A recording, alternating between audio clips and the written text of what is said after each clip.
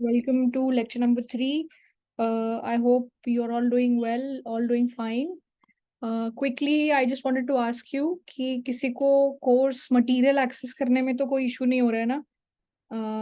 I know I asked actually the same thing in the micro class, but there are some people who are just in the maths class. So I hope everybody's fine with the material and everything, and you're able to access it. There's just one thing. You'll have to log in on the website, and उसके बाद जो भी आपका course है वो आपको accessible होगा. तो just make sure you log in and then only you try to access the material. Sometimes when you're not logged in, it will show that you have to take the course and all. ठीक है? So that's the only issue. Okay, all right. I hope we are all set with whatever we did last time. So let's continue today's discussion. Last class में हमने जो है, just to give you a little bit of recap, हमने क्या किया था कि अगर आपको एक फंक्शन दिया हुआ है और आपको एक कंस्ट्रेंट दी हुई है, ठीक है, विद इन दैट आप किस तरीके से अपने फंक्शन को मैक्सिमाइज करोगे, तो उसके लिए हमने फंक्शन को डायग्रामेटिकली देखा और फिर हमने अलग अलग तरीकों से सोचा कि किस तरीके से क्या क्या पॉसिबल पॉइंट्स हो सकते हैं जो आपके उस फंक्शन को मैक्सिमाइज या मिनिमाइज करेंगे, सो बेसिकली ऑप्टिमाइज करेंगे. ठीक है, so we looked at that and then finally we came up with an equation जो हमारे पास थी कि जो भी आपकी कंस्ट्रेंट है उसके डेरिवेटिव्स का रेशियो और जो भी आपका फंक्शन है उसके डेरिवेटिव्स का रेशियो अगर आप लेते हो, ठीक है, एंड आप अपनी जो कंस्ट्रेंट है, ये दो चीजें अगर आप ध्यान में रखते हो और इन दोनों को सॉल्व करते हो, तो this gives you all possible points जो कंटेंडर्स हो सकते हैं टू बी मैक्सिमा और मिनिमा. ये हमने लास्ट क्लास में देखा था. ठीक है, सो बेसिकली अभी हम लोग फंक्शन ऑफ टू वेरिएबल्स और एक कंस्ट्रेंट के साथ काम कर रहे हैं. आगे जाके ये चीज और जनरल होने वाली है. ठीक है, मतलब we can have multiple functions, we can have multiple constraints, so how will we be dealing with that, we will look at that. ठीक है, ओके, सो हमने एक एग्जांपल भी देखा था जिसमें हमें जो है एक फंक्शन को मैक्सिमाइज करना था. The function was this and this was our constraint. तो हमने यही दो कंडीशंस लगाई. ठीक है, एक ये कंडीशन और एक कि हमारी कंस्ट्रेंट जो है वो वैलिड होनी चाहिए, और इन दोनों का यूज करके we came up with an x value and then a y value. ठीक है, तो उसके बाद at the end we said हम इसको करने का एक और कॉम्पैक्ट तरीका है. एक्चुअली तरीका यही है, लॉजिक्स वही है जो अभी अभी हमने यहाँ पे लगाए हैं, बट क्या कोई एक ऐसा तरीका है, क्या कोई एक ऐसा फंक्शन है जो सिंपल तरीके से सारी चीजों को एक्सप्लेन कर दे? तो the answer to that is yes, there is a method which is called Lagrange multiplier method, which helps us in maximizing or minimizing a function subject to a constraint. ठीक है, और जो हमें सारी नेसेसरी कंडीशंस दे देता है कि वो सारे पॉसिबल पॉइंट्स जो आपके फंक्शन को ऑप्टिमाइज कर सकते हैं गिवन अ कंस्ट्रेंट, वो सारे आ जाएंगे इस मेथड को यूज करके. ठीक है, अच्छा जी, तो अब ये मेथड क्या है इसको हम लोग डिटेल में हम लोग अभी समझेंगे. सो हमारा आज के लेक्चर का एजेंडा होगा कि इसी मेथड को डिटेल में करना, इसके अलग अलग कंपोनेंट्स को समझना, इसके थोड़े से एग्जांपल्स करना, और फिर कौन कौन से केसेस हैं जहाँ पे ये फेल हो सकता है, ठीक है, किन किन चीजों का ध्यान रखना पड़ेगा, ये पूरा हमारा एजेंडा रहेगा. ठीक है, I hope everybody is okay with the agenda. And anybody having any doubts from the previous lecture, feel free to ask. किसी को कोई डाउट है पिछले लेक्चर से? एंड ऑल्सो गाइस, जो हमारे पुराने लेक्चर्स हैं, जो पिछले ईयर का कंटेंट है which is already there on the website, आप उसको बिल्कुल आराम से रेफर कर सकते हो इन केस अगर आपकी क्लासेस में वो बहुत आगे प्रोसीड हो रहा है तो. सो देर आर नो इश्यूज. ऐसा नहीं है कि वहां से कुछ आपको स्किप करना है, इस बार कुछ ऐड ही हुआ है, कुछ स्किप नहीं करना है. ठीक है, so if you want to move faster you can refer that as well. ठीक है, ओके, ऑल राइट, चलो जी. तो ये लेग्रांज मल्टीप्लायर मेथड एक्चुअली होता क्या है इसको देखते हैं. लेग्रांज मल्टीप्लायर मेथड, ये मेथड आपको बार बार देखने को मिलेगा. ठीक है, जैसे अभी आप जब अपने माइक्रो इकोनॉमिक्स में जो है डिमांड निकालोगे, यूटिलिटी मैक्सिमाइज करोगे गिवन अ बजट कंस्ट्रेंट, वहां पे भी आप यही मेथड यूज करोगे. ठीक है, चलो, तो अब ये मेथड क्या है इसको डिटेल में समझते हैं.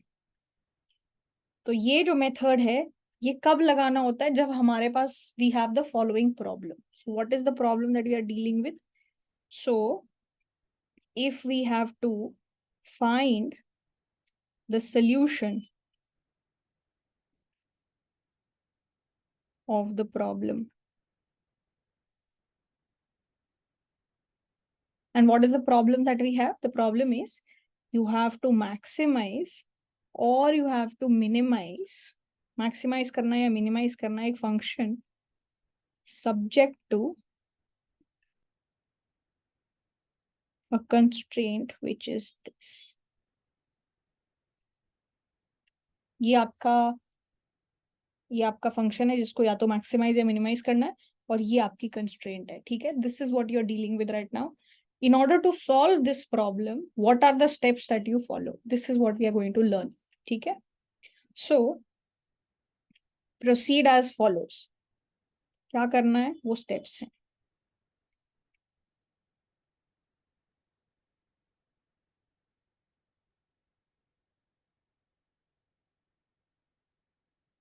Step 1, सबसे पहले क्या करना है? First you have to write down the Lagrange function. तो आप एक फंक्शन बनाओगे जिसको हम लोग बोलते हैं Lagrange फंक्शन. ठीक है, you will have to create a function which we call Lagrange function. And what is a Lagrange function? तो Lagrange function जो है actually it's a function of x, y which is nothing but जो आपका objective function है वो इसको as it is यहाँ पे रख दो. ठीक है, तो आपने ये फंक्शन एज इट इज यहाँ पे रख दिया. ठीक है, minus lambda. Lambda is some constant. ठीक है, एंड ये जो आपकी कंस्ट्रेंट है ना g x comma y equals to c, इसको इस फॉर्मेट में लिख दो. G x comma y minus c is equals to 0. आपकी कंस्ट्रेंट ये इस तरीके से भी आपकी कंस्ट्रेंट लिखी जा सकती है. तो इस फॉर्मेट में ये जो भी आपका लेफ्ट हैंड साइड आया इसको यहाँ पे पुट कर दो. ठीक है, so you have to put it like this, g of x comma y minus c. Right, so what you have to do, यहाँ पे ये फंक्शन आपने एज इट इज रख दिया. फिर ये जो फंक्शन, ये जो आपकी कंस्ट्रेंट थी इसको इस फॉर्मेट में लिखा हुआ है, g x comma y minus c equals to 0. ठीक है, तो ये जो चीज आई इसको हमने एज इट इज यहाँ पे लेफ्ट हैंड साइड पे पुट कर दिया. ठीक है, so function minus lambda times this constraint that we have. So this is called your Lagrange function. इसको हम लोग बोलते हैं Lagrange function. ठीक है, where lambda is a constant.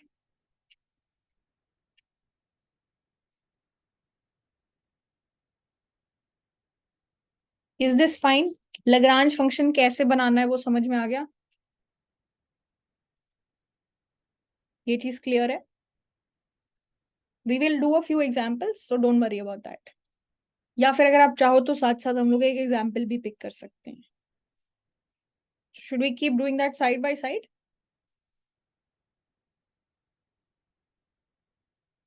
Okay चलो ठीक है, तो एक प्रॉब्लम लिख देती हूँ मैं यहाँ पे. ठीक है, तो एक क्वेश्चन लिख देते हैं यहाँ पे, उसको साथ साथ करते रहेंगे.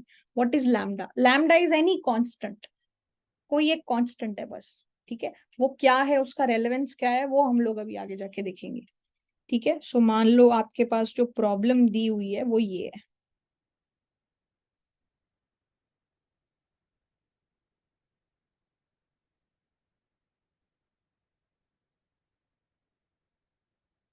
Let's say this is the problem that people have given you. This is the problem that you have to solve.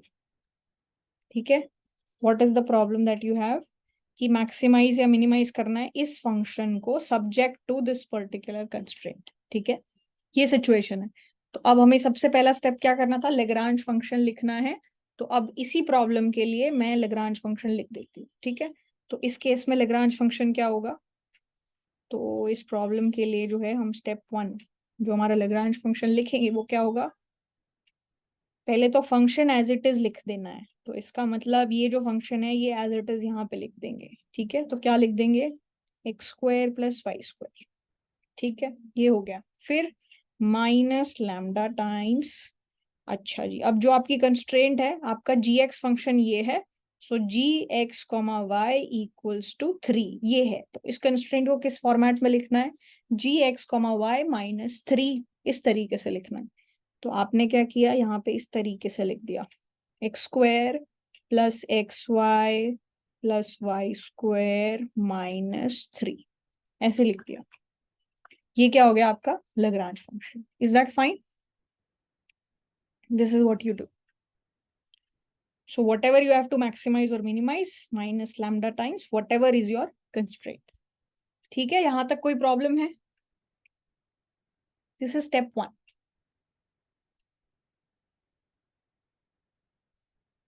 Fine, say yes or no. I can't see anybody saying anything. Am I audible? Okay, fine. चलो. Thank you, Harshita. Perfect. Thank you, Diksha. Okay, चलो. ठीक है. Let's move on to the next step now. What is the next step? सबसे पहले Lagrange function लिख दो. लिख दिया, done. उसके बाद step 2. Step 2 is जो भी आपका Lagrange function है, ठीक है, you have to differentiate. Differential क्यों लिख दिया मैंने? Differentiate. You have to differentiate the Lagrange function with respect to x and y, and you have to equate them to 0. Next step क्या है कि जो भी आपका Lagrange फंक्शन बना है ना, ये जो भी Lagrange फंक्शन है, इसको आपको पार्शियली डिफरेंशिएट करना है with respect to x as well as with respect to y, and जो भी आपका पार्शियल डेरिवेटिव आएगा उन सबको आपको 0 के बराबर रखना है। ये चीज समझ में आ गई? So you have to partially differentiate this with respect to x, with respect to y, and then you have to put it equal to 0. ठीक है, ये हमारा सेकेंड स्टेप है। तो अब ये जो सेकेंड स्टेप है ये हम लोग करते हैं जो हमारा एग्जाम्पल है उसके लिए। ठीक है, we are doing this for the example that we have taken. So let's do that. Partial differentiation of the Lagrange with respect to x। तो पार्शियल डेरिवेटिव क्या होता है? जब आप x के रिस्पेक्ट में करते हो तो only x is changing, rest y is kept constant. तो क्या होगा ये? एक्स स्क्वायर का डिफरेंशिएशन क्या होगा? 2x. So you will write 2x here. Y square का डिफरेंशिएशन क्या होगा? Because y square is constant, what will that be? 0. Minus lambda क्या है? लैम्डा एक कांस्टेंट है, ठीक है, तो वो कांस्टेंट की तरीके से आप उसको ट्रीट करोगे।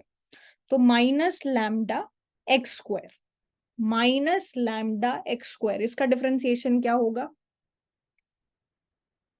Minus 2 lambda x, right? So minus 2 lambda x. Yes or no? That is what we will have. फिर यहाँ पे क्या है? एक्स वाई है। एक्स वाई का डिफरेंशिएशन क्या होगा? y. और यहाँ पे क्या है? लैम्डा। तो मेरे पास क्या हो जाएगा? Minus lambda y, right? Lambda constant, y constant और x है सिर्फ, तो माइनस लैम्डा y ये मेरे पास रह जाएगा, है कि नहीं? Minus lambda y. फिर उसके बाद लैम्डा स्क्वायर कांस्टेंट है, सॉरी लैम्डा स्क्वायर बोल रही हूँ, वाई स्क्वायर माइनस लैम्डा, ये पूरी चीज कांस्टेंट है, तो 0। ये -3 और ये माइनस लैम्डा, इनको मल्टीप्लाई करेंगे तो भी कांस्टेंट आएगा, तो ये भी पूरी चीज कांस्टेंट है, तो डिफरेंशिएशन 0। तो आई विल जस्ट हैव दिस। ये स्टेप क्लियर हुआ सबको, राइट?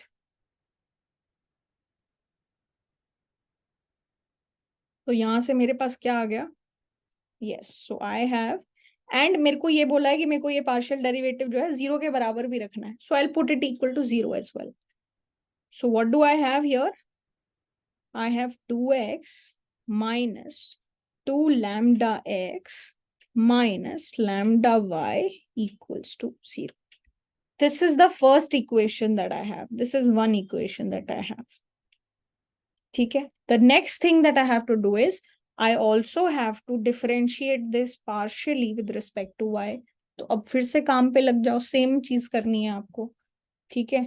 तो सेम चीज जो है वो क्या होगी, partial derivative of this with respect to y. तो वो क्या होगा, 2y, फिर वो पूरा constant minus lambda x minus 2 λy equals to 0.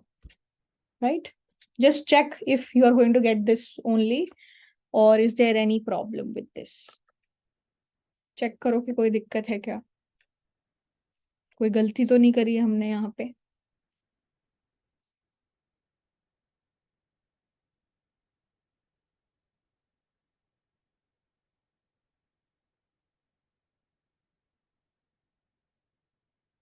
Correct है कि रॉन्ग है? करेक्ट. ठीक है, चलो बहुत ही बढ़िया. तो हमारे पास दूसरी जो इक्वेशन आ गई वो क्या है, 2x minus 2 λ, sorry 2x minus lambda x minus 2 λy equals to 0. तो एक इक्वेशन ये हो गई. तो हमारा सेकंड स्टेप भी हमने पूरा कर लिया. 2x, sorry 2y. Done. Thank you.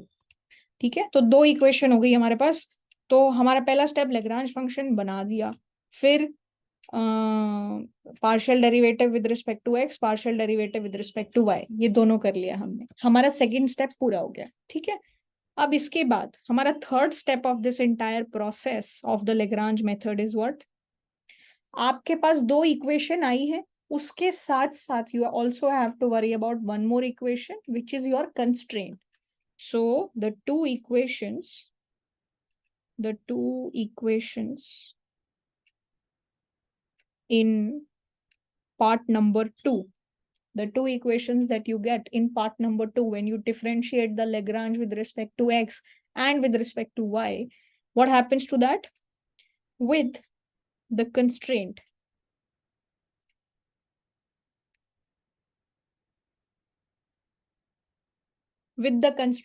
तो कंस्ट्रेंट के साथ जब आप उस चीज को टैकल करोगे तो क्या मिलेगा आपको, क्या मिलेगा आपको वो देखते हैं. एक चीज हमने नहीं करी वो ये है कि मान लो अब यहाँ तो हमने इसको ऐसे डिफरेंशिएट कर दिया, ठीक है, बट मान लो हमारे पास कुछ फंक्शन नहीं होता तो हम इसको जनरली जब डिफरेंशिएट करते तो हमारे पास क्या आना होता, क्या आता हमारे पास,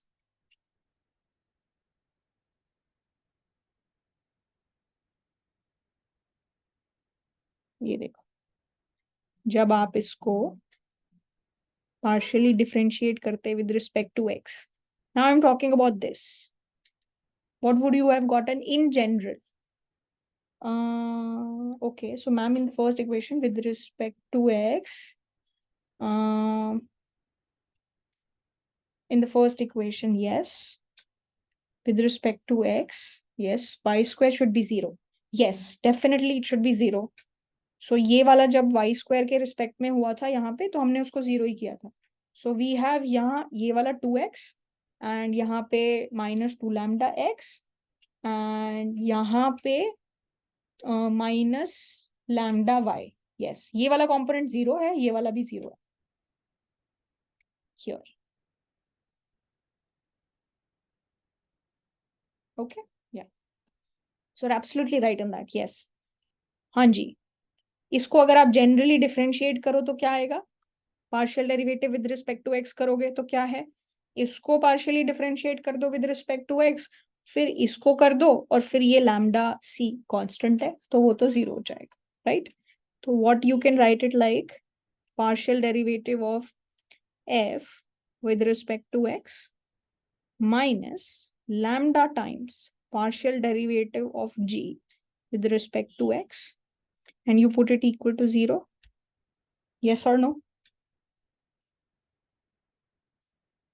ये ऐसे ही होगा. सिमिलरली अब जब विद रिस्पेक्ट टू y करोगे तो क्या होगा, f prime to x comma y minus lambda times g prime 2 x comma y equals to 0, right. तो हमारे पास ये दो इक्वेशंस आ गए। तो ये जो हमने किया ये एक्चुअली यही किया है, बट हमने इस तरीके से नहीं किया, बस हमने डायरेक्टली कर दिया। ठीक है, in general this is what we are trying to do, right. तो जब आप डिफरेंशिएट करोगे तो ये होता है। तो हमने एग्जाम्पल में इस तरीके से डिफरेंशिएट किया। तो अभी जो हमारा थर्ड स्टेप है वो क्या था कि ये जो दो इक्वेशंस आई हैं आपकी along with the constraint give you three equations, and what all three equations you have, the three equations that you have is, आप इसको इस तरफ भेज दो और इसको भी इस तरफ भेज दो, और एक आपकी कंस्ट्रेंट हो गई। ठीक है, सो what do you have, f prime 1 x comma y equals to lambda times g prime 1 x comma y। ठीक है, second thing f prime 2 x comma y equals to lambda time g prime 2 x comma y। सो ये तो मेरी वो दो conditions हो गई, और एक मेरी एक कंस्ट्रेंट हो गई, g of x comma y equals to c, right. ये मेरे पास तीन इक्वेशंस का सेट आ गया, right. So 2 from second step and third from the constraint gx comma y equals to c, right? Is that fine? So far so good. सारे steps clear है, क्या करना है?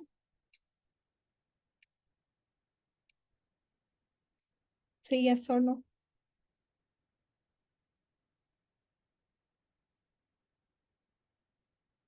Okay. All right. Now what do we have to do?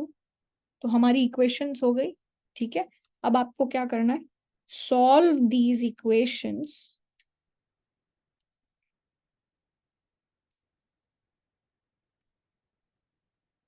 For the three unknowns.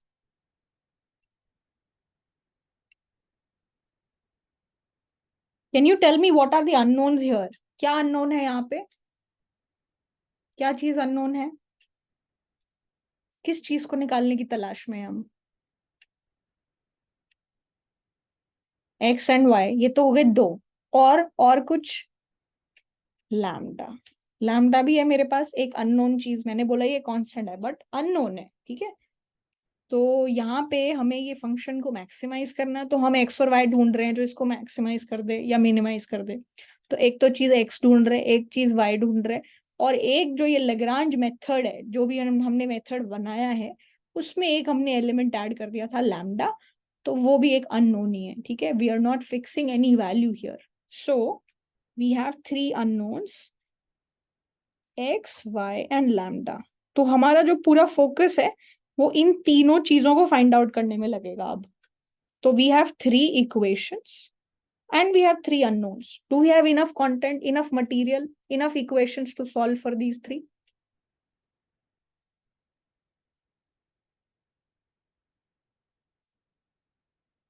Yes, तीन equation है, तीन unknowns है, solve कर सकते हैं,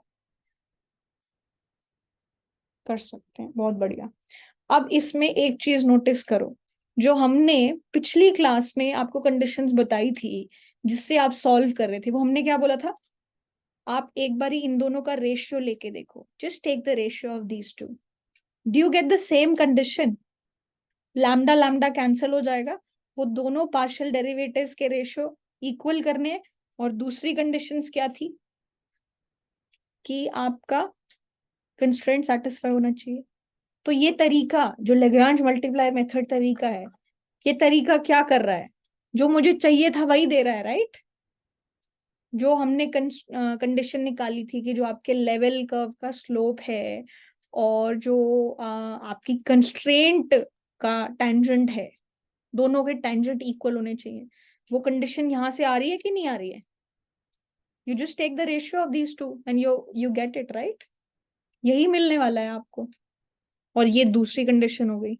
तो ये जो लेग्रांज मल्टीप्लाई मेथड है, ये बड़ा कन्वीनियंट तरीका है हमारे पास पूरे सिस्टम को ऑर्गेनाइज करने का, ठीक है। हमें बार बार कुछ चीजें सोचनी नहीं पड़ेगी, एक लेग्रांज लिखो, उसको पार्शियली डिफरेंशिएट करो, दो इक्वेशंस आएंगी और एक कंस्ट्रेंट है, उन तीनों को सॉल्व करो, you will get x y and lambda. पहले वाले मेथड में आपको लैम्डा नहीं मिल रहा था, वो एक्चुअली क्या था, उन दोनों का जो रेशियो था वही लैम्डा था। ठीक है, वही अब हमारे पास लैम्डा था, जो भी वो दो रेशियो आ रहे थे उसको हम लोग लैम्डा बोल बोल सकते हैं। ठीक है, लेकिन अभी हमारे पास उस सिस्टम में लैम्डा नहीं आ रहा था, अब यहाँ पे लैम्डा आ रहा है। थोड़े टाइम के बाद अभी आपको समझ में आएगा कि लैम्डा की रेलेवेंस क्या है, लैम्डा का मीनिंग क्या है, उस पे भी आएंगे कि लैम्डा की रेलेवेंस क्या है। तो यहाँ पे हमको एक एक्स्ट्रा चीज और मिल रही है, right, apart from getting x and y. Okay, तो अब ये मेथड हमें क्या क्या दे देगा, this will give us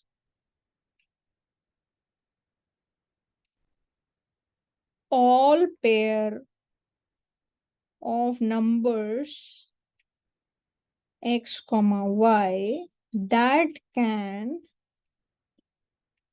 possibly solve the problem, and you will also get a y value, you will also get a lambda value.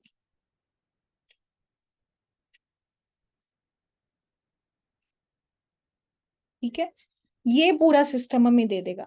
तो Lagrange multiplier method क्या है, लेग्रांज फंक्शन लिखो, इसको पार्शियली डिफरेंशिएट करो with respect to x and y, constraint लिखो, और ये जो तीन इक्वेशंस का सेट है इसको सॉल्व करो, इससे जो जो एक्स वाई लैम्डा पेयर आते हैं उनको निकाल लो। ठीक है, वो सारे पॉसिबल पेयर्स हैं जो आपके फंक्शन के लिए आपकी जो प्रॉब्लम है ऑप्टिमाइजेशन प्रॉब्लम, उसका पॉसिबल सोल्यूशन हो सकते हैं। ठीक है, तो ये एक तरीके से हमारे पास नेसेसरी कंडीशन है। ठीक है, is that all right? Shall we proceed and solve this for the current example?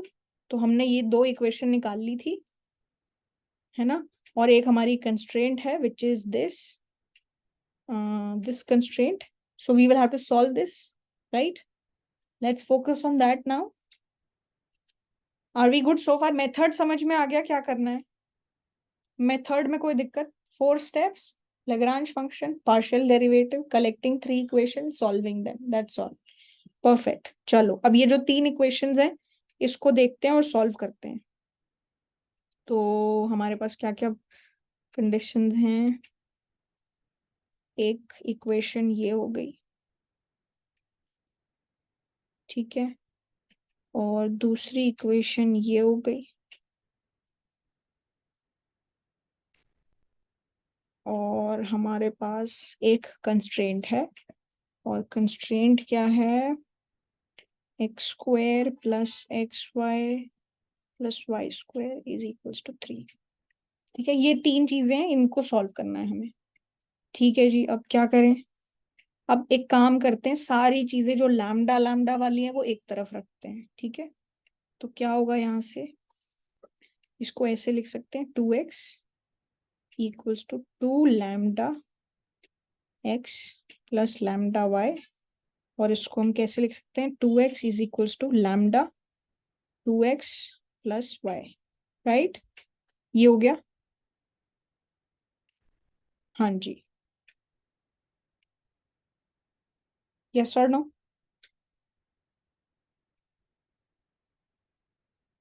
ठीक है, next thing that we can do is 2y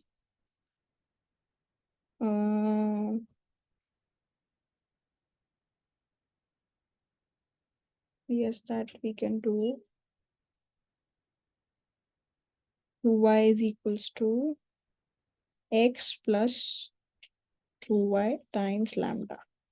ये हो गया हमारे पास, है कि नहीं, ये दो कंडीशंस आ गई, और एक कंडीशन ये है। ठीक है, अच्छा जी, तो एक काम करते हैं, ये जो चीज है, ये दो कंडीशंस है मेरे पास, अब हम ये कर सकते हैं कि let's say this is 1, this is 2।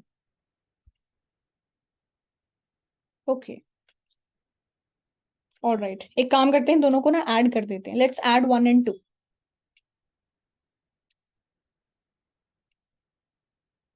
If you add 1 and 2, what do you get? 2x plus 2y on the left hand side, and यहाँ पे क्या है, लैम्डा कॉमन है, और यहाँ पे क्या हो जाएगा, इनको जब आप ऐड करोगे तो क्या हो जाएगा, 3x plus 3y, right? So this becomes 2 times x plus y is equals to 3 times lambda x plus y, है कि नहीं? Yes.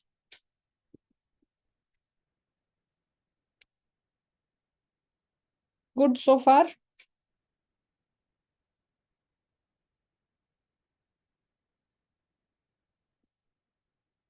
ओके जी, ठीक है. अब क्या करें? इसके बाद क्या करें बताओ? I want to know what is the most common thing that comes to people mind now. I know what you're thinking. Tell me. Say it out loud. क्या करें? कैंसिल कर दें x plus y? X plus y cancel करते हैं, फिर क्या बच जाएगा? Lambda is equal to 2/3. कर दें?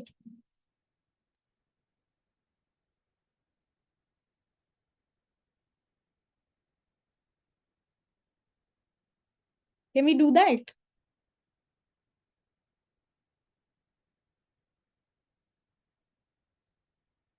Why aren't you saying anything? Tell me.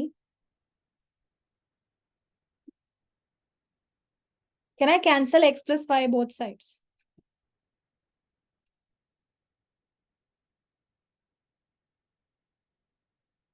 No? Yes?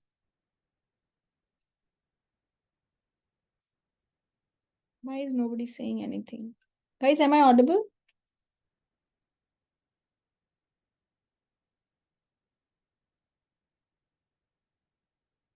Okay, looks like. Okay, I am audible. Okay. तो ऑडियो का प्रॉब्लम नहीं है, तो बच्चे बस बोल नहीं रहे हैं. बताओ क्या करें? इसके बाद क्या करें? Ma'am we can cancel.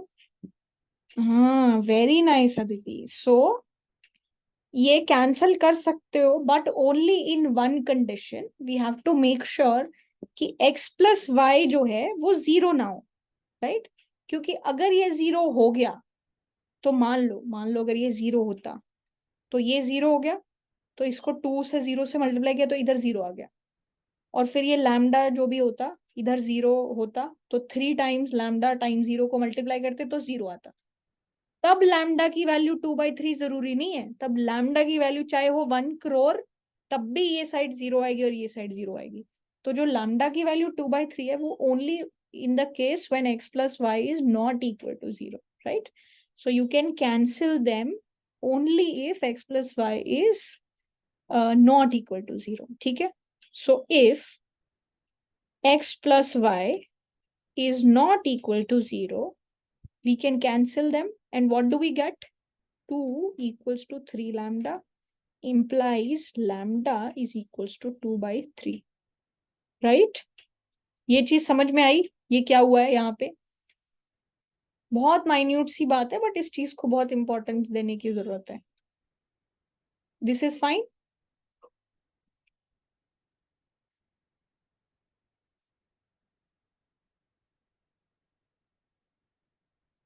Yes, no?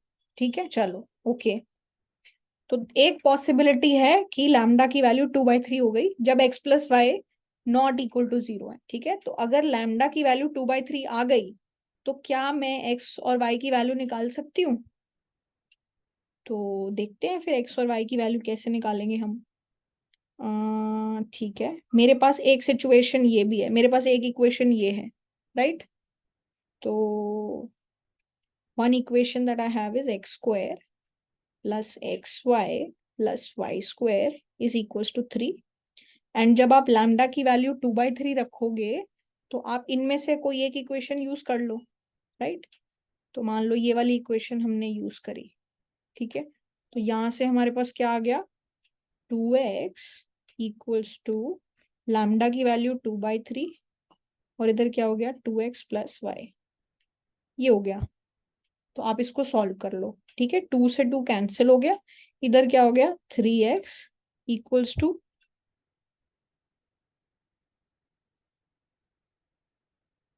2x plus y, right? और यहां से क्या हो गया मेरे पास? x equals to y. Yes और नो?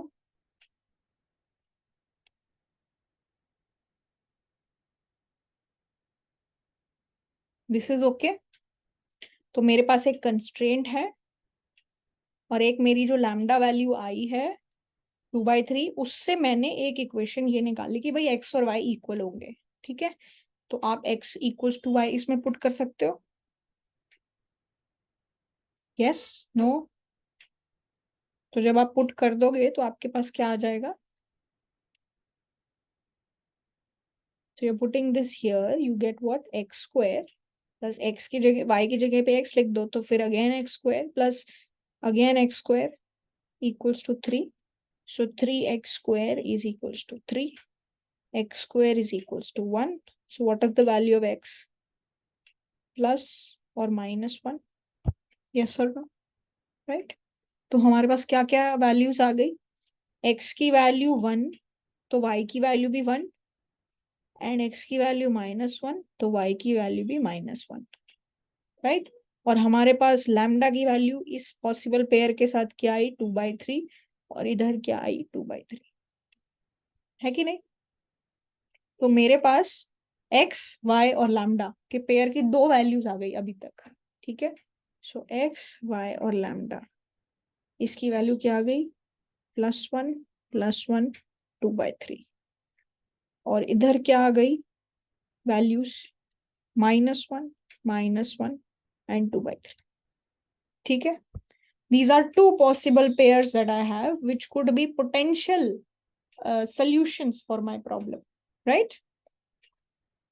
This is fine. ये दोनों चीजें क्लियर हो गई।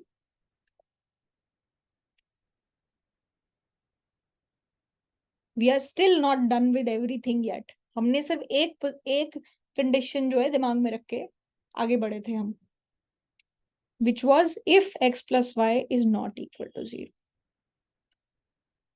Yes or no? Guys, यहां तक कोई दिक्कत है किसी को? किसी भी तरीके की?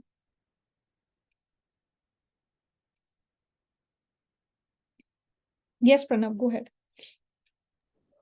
मैम इसमें कंपल्सरी है कि हम मतलब एक्स प्लस वाई वाली कंडीशन को कंसिडर करेंगे ही? अगर उसके बिना भी सॉल्व हो जाए तो ये मतलब के बिना वो इनकम्प्लीट होगा ना, जैसे। नहीं मैम, जैसे अगर हम जो इनिशियल इक्वेशन थी हमारी, इन दोनों को डिवाइड कर दें ठीक है।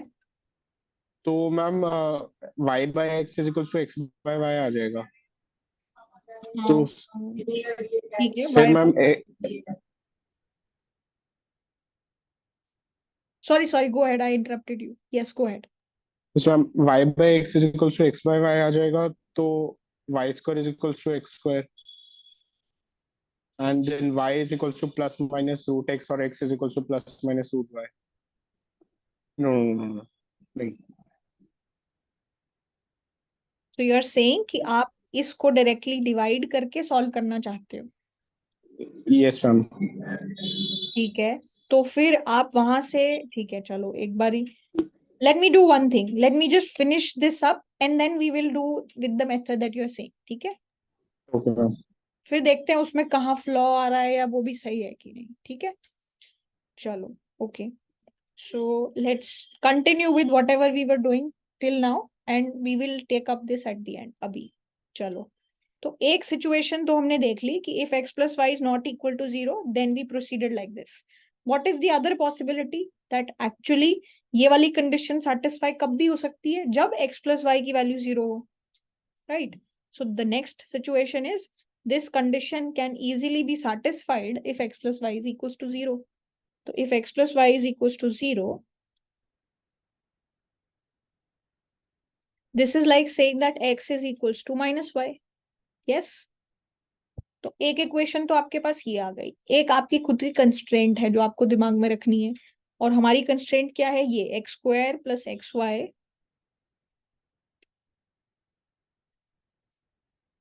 X square plus x y plus y square is equal to 3। तो आप इसमें अच्छा, एक चीज और, जब आपने x plus y equals to 0 value लिख दी, तब आप लैम्डा वैल्यू नहीं निकाल सकते यहाँ पे अभी, क्योंकि ये 0 हो गया, ये भी 0 हो गया। अब लैम्डा है क्या हमें नहीं पता, लैम्डा कुछ भी हो सकता है। तो right now we are not sure what lambda value is, so we will see what lambda value will come up to be. तो यहाँ पे आपने क्या किया, यहाँ पे हमने ये इक्वेशन निकाली, x equals to minus y हो गया। अब हमें सिंपली ये वाली वैल्यू इधर पुट करनी है, सब्सटीट्यूट करनी है। तो एक्स स्क्वायर, आपको y की जगह माइनस एक्स लिख सकते हो, तो यहाँ पे क्या हो जाएगा, minus x square plus y square की जगह पे क्या हो जाएगा, x square is equal to 3। तो यहाँ पे क्या हो गया, x square is equal to 3। तो x की वैल्यू क्या हो गई, plus minus root 3, right. Okay Harshita Singh ma'am, how do we get x is equal to minus y? Yes, तो देखो Harshita, we started off with this ना, हमने यहाँ पे एक इक्वेशन लाई थी, फिर हमने बोला था कि इसको कैंसिल कब कर सकते हैं, मतलब ये वाली जो इक्वेशन है ये इक्वल कब होंगी, जब ये वाली वैल्यू नॉन जीरो है, तो इसको कैंसिल कर दिया, और लैम्डा की वैल्यू 2/3 है, तब जाके ये दोनों इक्वेशन सेम होंगी। यस और नो? तो वहां से हमने एक एक चीज निकाली थी। दूसरा possibility when this equation holds is also when x plus y is equal to zero, क्योंकि जब x plus y equal to zero होगा तो ये वाली जीरो साइड, ये वाली भी जीरो साइड, तो ये इक्वेशन तब भी सेटिस्फाई हो जाएगी। So we are considering that option now, वो दूसरा ऑप्शन अब हम देख रहे हैं। Is that okay?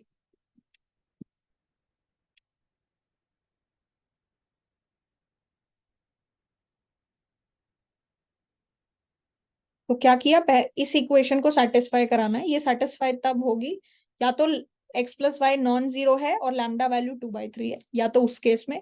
दूसरा केस क्या है, जब x प्लस वाई की वैल्यू जीरो हो।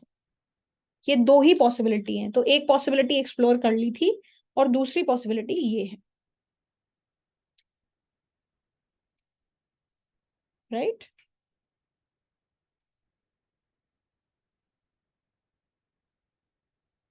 Is this fine? No?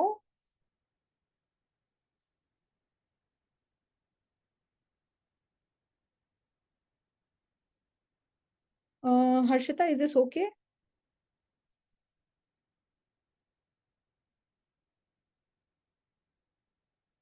Okay perfect, चलो लेट्स मूव ऑन देन। हाँ जी, तो यहाँ से x की वैल्यू प्लस माइनस रूट 3 आई, और फिर हमारे पास यहाँ से जब x की वैल्यू आ गई, y की वैल्यू भी आ गई। अब लैम्डा कहाँ से लेके आए, तो x की वैल्यू अगर आ गई, y की वैल्यू आ गई, तो लैम्डा की वैल्यू आप यहाँ से लेके आ सकते हो, विच इज दिस, ये इक्वेशन देख लो। तो ये इक्वेशन क्या है, 2x, हाँ, ये equation is this, 2x is equals to lambda times 2x plus y, right. तो यहाँ से लैम्डा की वैल्यू क्या आ जाएगी,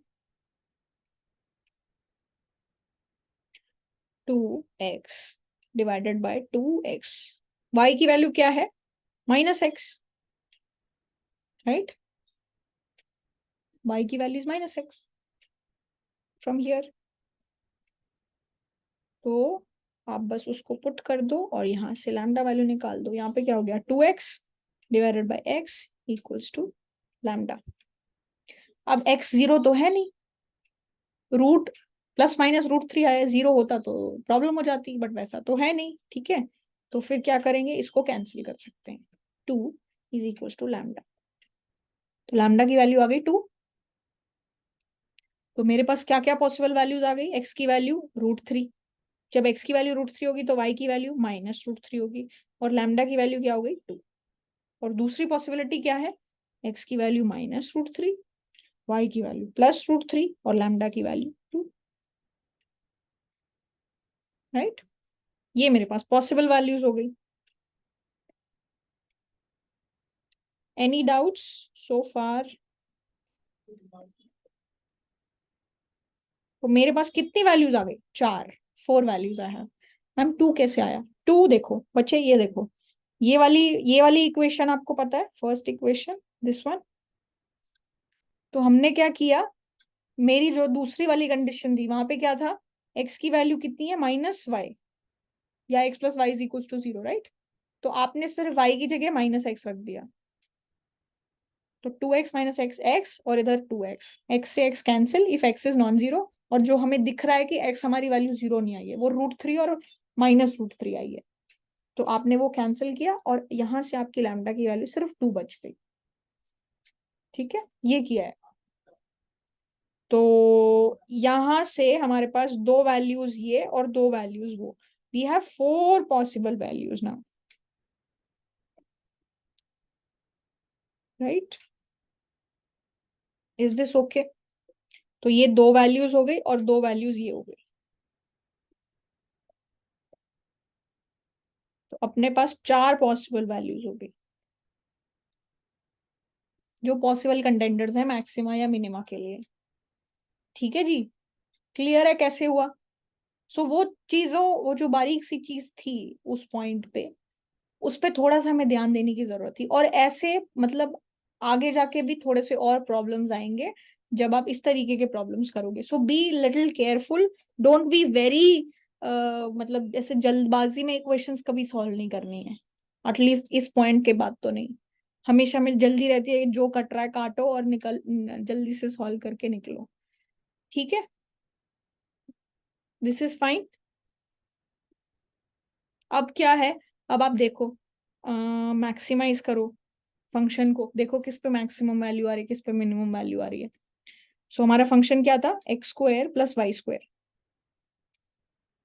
और ये सारी जो कंडीशंस है ये कंस्ट्रेंट को सॉल्व करके ही आई है, तो कंस्ट्रेंट चेक करने की जरूरत नहीं है कि कंस्ट्रेंट मेरी सेटिस्फाई हो रही है कि नहीं। ठीक है, तो अब आप यहाँ पे जब चेक करोगे x square plus y square की वैल्यू, तो यहाँ पे क्या वैल्यूज आएंगी जब आप ऊपर वाले दोनों वैल्यूज पे चेक करोगे? तो root three square is three, plus root three square again is three, three plus three is what, six. तो इन दोनों ही वैल्यूज पे आंसर आपका सिक्स आ रहा है, और इन दोनों वैल्यूज पे क्या आ रहा है आपका answer, one square is one plus one square is one which is two. So your answer here is two. So given these constraints, what is maximizing and what is minimizing? क्या maximise हो रहा है और क्या minimise हो रहा है?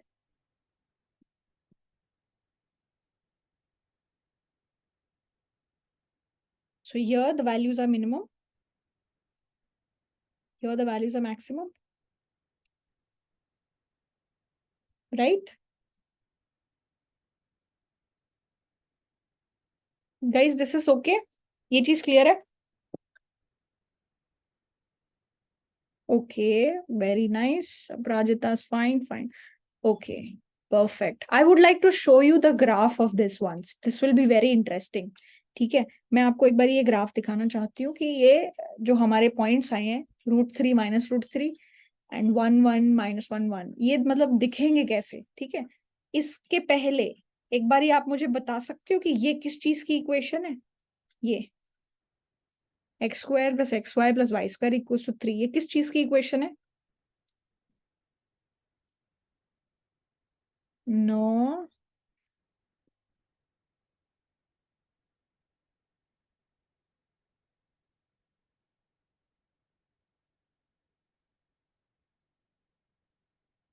जो सर्कल की इक्वेशन होती है उसमें एक्स वाई आपस में मल्टीप्लाइड नहीं होते है ना।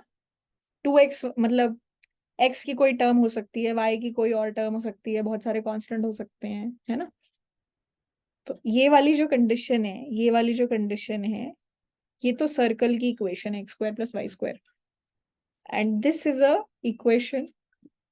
Tell me what is this an equation of? Interesting graph you will see in a bit, I will just show you that. तो ये पूरी प्रॉब्लम को अगर हम लोग डायग्रामेटिकली देखें तो ये देखो क्या होगा।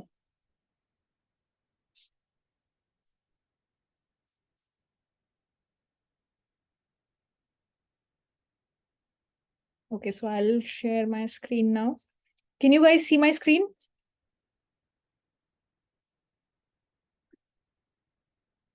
Yes, you can. Perfect. चलो जी, तो मेरी जो कंस्ट्रेंट थी वो क्या थी? वो थी x square plus x y plus y square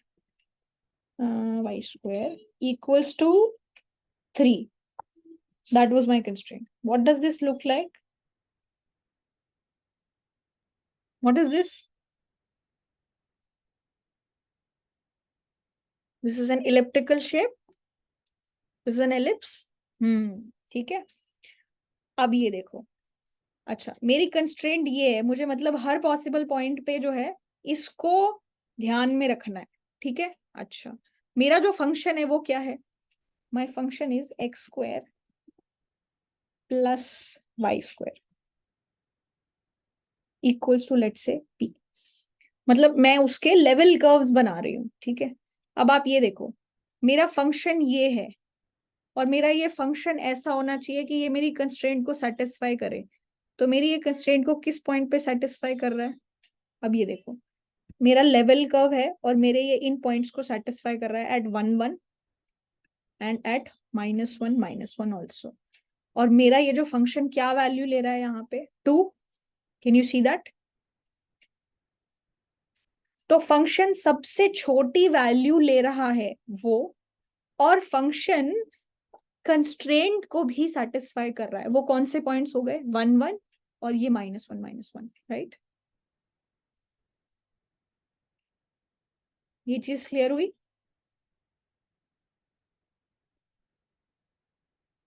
क्योंकि इससे कोई भी वो छोटी वैल्यू ले रहा है तो वो हमारी कंस्ट्रेंट को मैच नहीं कर रहा, राइट। इससे कोई भी बड़ी वैल्यू ले रहा है तो वो मतलब मिनिमम वैल्यू नहीं रही हमारे लिए, राइट। तो ये जो 2 वाला पॉइंट है, ये एग्जैक्टली वो पॉइंट है जहां पे फंक्शन मिनिमम वैल्यू ले रहा है और वो कंस्ट्रेंट को भी सेटिस्फाई कर रहा है। ये चीज समझ में आई? तो हमारा 1 1 और -1 पॉइंट ये है, ठीक है जी। क्लियर है? अच्छा, now what is your guess? आपका फंक्शन की मैक्सिमम वैल्यू क्या होगी और वो कंस्ट्रेंट को भी सेटिस्फाई करे? तो कहीं ना कहीं हमें कहाँ पे पहुंचना है? कहीं ना कहीं हमें, हमारा फंक्शन जितना बड़ा सर्कल होगा उतनी बड़ी हमारी वैल्यू होगी, राइट। तो we kind of somehow have to reach points like these, ताकि सबसे बड़ा सर्कल बन सके। लाइक इतना बड़ा सर्कल बने कि मेरी फंक्शन मैक्सिमम वैल्यू ले ले, राइट। तो मतलब ऐसा कुछ अगर सर्कल बनेगा, ये तो बहुत ही अजीब सा सर्कल है, but assuming this happens, like, okay, I'll just make that circle only, ठीक है। सो यहाँ पे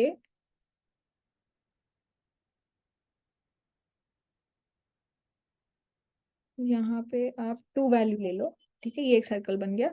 और यहाँ पे आप वैल्यू ले लो, कितनी? p ले लो और फिर इसको मॉडिफाई करते रहो। You keep moving it till you reach the end points, and what are those end points going to be? Here, right? So can you see what are these points? Yeah, so the value, p value, this p value is coming out to be 6, जो कि आपकी maximum value है। और ये 1.732, ये approximately कौन सी value होती है? √3 की अप्रोक्सीमेट वैल्यू क्या होती है?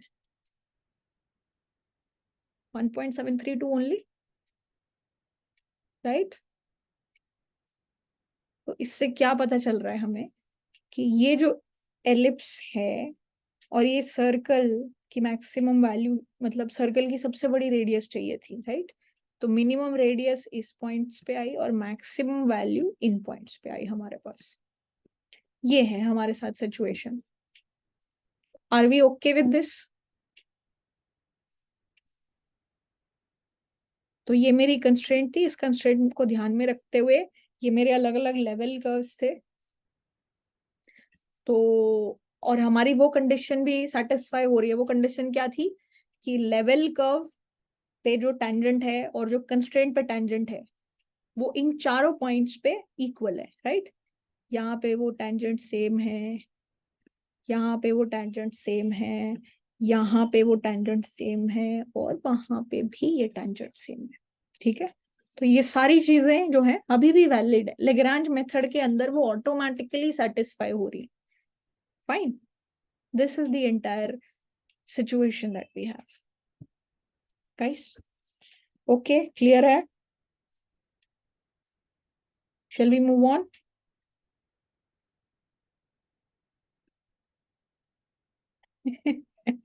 Lovely. Okay, I'm glad that happened, Pranav. Okay, ji, very nice, lovely. Okay.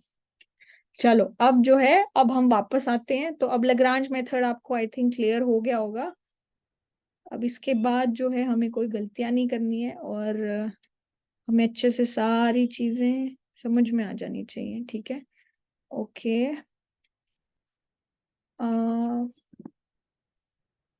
Okay, sure. So are we saying, ma'am, how do we judge whether we are required to use a method given in 18.1 or the Lagrange method in a particular question? नहीं, ऐसे Lagrange, ऐसे वो बोल देंगे explicitly कि Lagrange using मतलब apply Lagrange multiplier method to solve this particular problem. तो ऐसे कोई problem नहीं होगी। और any question that they, and like most like 99% of the case में आपको लेग्रांज मेथड ही यूज करना पड़ेगा। वो जो हमने स्टार्टिंग में पढ़ा है ना, वो एक्चुअली उसका फाउंडेशन है जो अभी हम कर रहे हैं। तो वो एक्चुअली आपको कभी यूज करने की जरूरत पड़ेगी नहीं। ठीक है, तो we'll just keep following the Lagrange method whenever something related to that is asked. ठीक है, सो उस चीज को लेके हमें टेंशन नहीं लेनी है। फाइन, चले आगे, एक क्वेश्चन और करेंगे। हाँ जी, एक क्वेश्चन तो और करना पड़ेगा, तभी जाके ये दिमाग में प्रॉब्लम अच्छे से सेट होगी।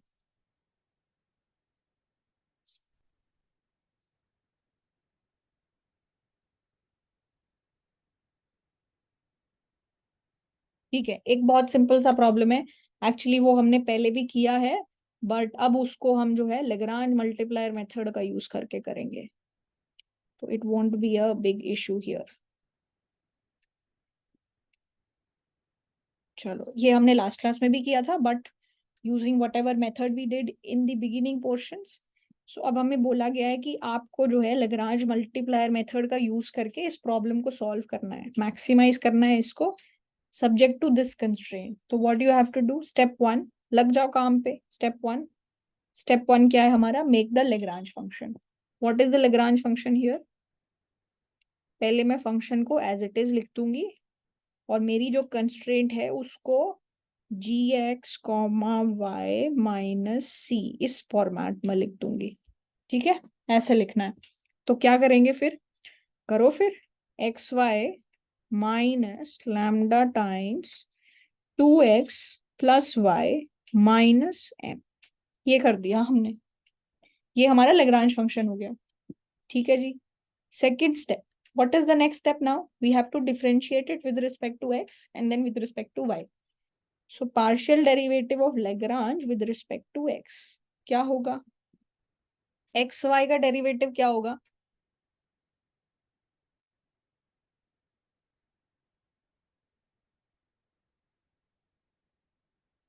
y, y हो गया इधर माइनस लैम्डा, 2x का क्या हो गया 2, y का क्या हो गया 0, m का क्या हो गया 0। तो ये हो गया हमारे पास। सो बेसिकली मेरे पास क्या हो गया, y minus 2 lambda equals to 0। Right, ये हो गई पहली इक्वेशन। दूसरा, next thing, partial derivative of L with respect to y. So that is what? X minus 2x constant 0, y minus lambda इधर, और ये हो गया 0, implies x minus lambda equals to 0. Right?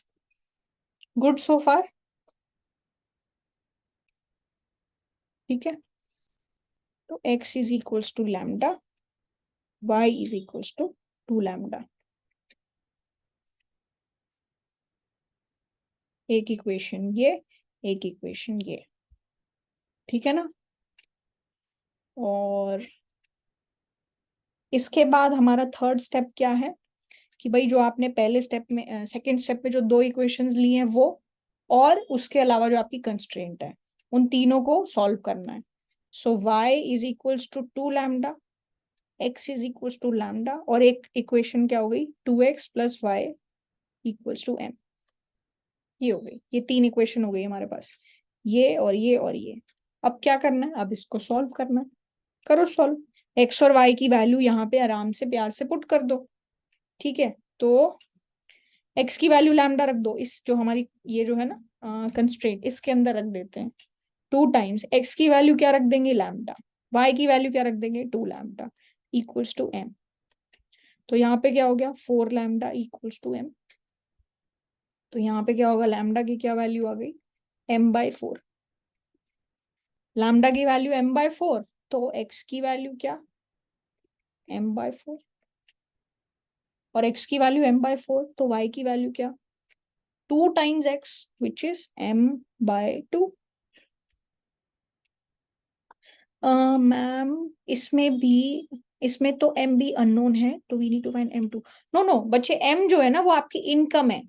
ये जो इनकम है ना, ये आपके सिस्टम के बाहर से दी जाती है। सो मतलब कुछ चीजें होती है ना एक्सोजेनस, मतलब वो आपको सिस्टम के बाहर से मिलेंगी।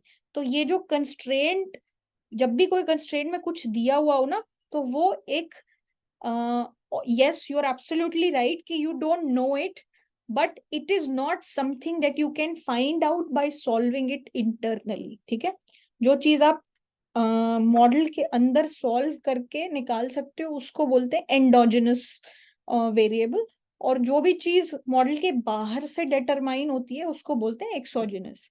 जैसे कि जब भी आप मैक्रो रिलेटेड मॉडल्स पढ़ते हो, उसमें मनी सप्लाई अननोन एम रखते हो, ठीक है, लेकिन वो एम आपके कंट्रोल में नहीं है, वो आरबीआई के कंट्रोल में है या सेंट्रल बैंक के कंट्रोल में है। तो वो है तो अननोन, लेकिन उस पे हमारे मॉडल के अंदर से कुछ डिटरमाइन नहीं होगा, वो सेंट्रल बैंक जो चाहेगा वही वैल्यू होगी। तो this m is like that only. So any unknown constant that you see in your constraint ना, that is something that you do not have to worry about. उसके बारे में आपको बिल्कुल टेंशन नहीं लेनी है। ये आपकी इनकम है, ये आपको अननोन है तो उसको अननोन ही मान के चलो। That is not something that system can tell us internally. ठीक है, तो उस तरीके की चीजों को बोलते हैं यू नो, उसको हम लोग बोलते हैं एक्सोजिनस वेरिएबल्स। ठीक है, that's what we have. Okay, what would be the difference between to solve maximum f x and minimum f x. Okay, so Suhail यहाँ पे जो है, आप जो लेग्रांज मल्टीप्लायर मेथड होता है वो आपको जनरल पॉइंट्स दे देता है जो आपकी ऑप्टिमाइजेशन प्रॉब्लम के सॉल्यूशंस हो सकते हैं। वो मैक्सिमाइजेशन के लिए भी हो सकते हैं, मिनिमाइजेशन के लिए भी हो सकते हैं। तो जो लेग्रांज मेथड होता है वो आपको पॉसिबल पॉइंट्स दे देता है जो या तो मैक्सिमा बताएंगे या तो मिनिमा बताएंगे। आपको पता नहीं होता है कि वो मैक्सिमा बताएंगे कि मिनिमा बताएंगे। उसके लिए हम आगे जाके पढ़ेंगे सफिशिएंट कंडीशंस, कि कब आप बोलोगे कि ये मैक्सिमा ही है, ये पॉइंट मैक्सिमा ही है, या ये पॉइंट मिनिमा ही है। तो प्रोसीजर चाहे मैक्सिमा निकालना हो चाहे मिनिमा निकालना हो, सेम है, एग्जैक्टली सेम। इसीलिए जब हमने ये पूरा प्रोसेस किया भी था तब भी मैक्सिमा और मिनिमा दोनों चीजों के साथ किया था। ठीक है, so we have no distinction here between maxima and minima. Fine.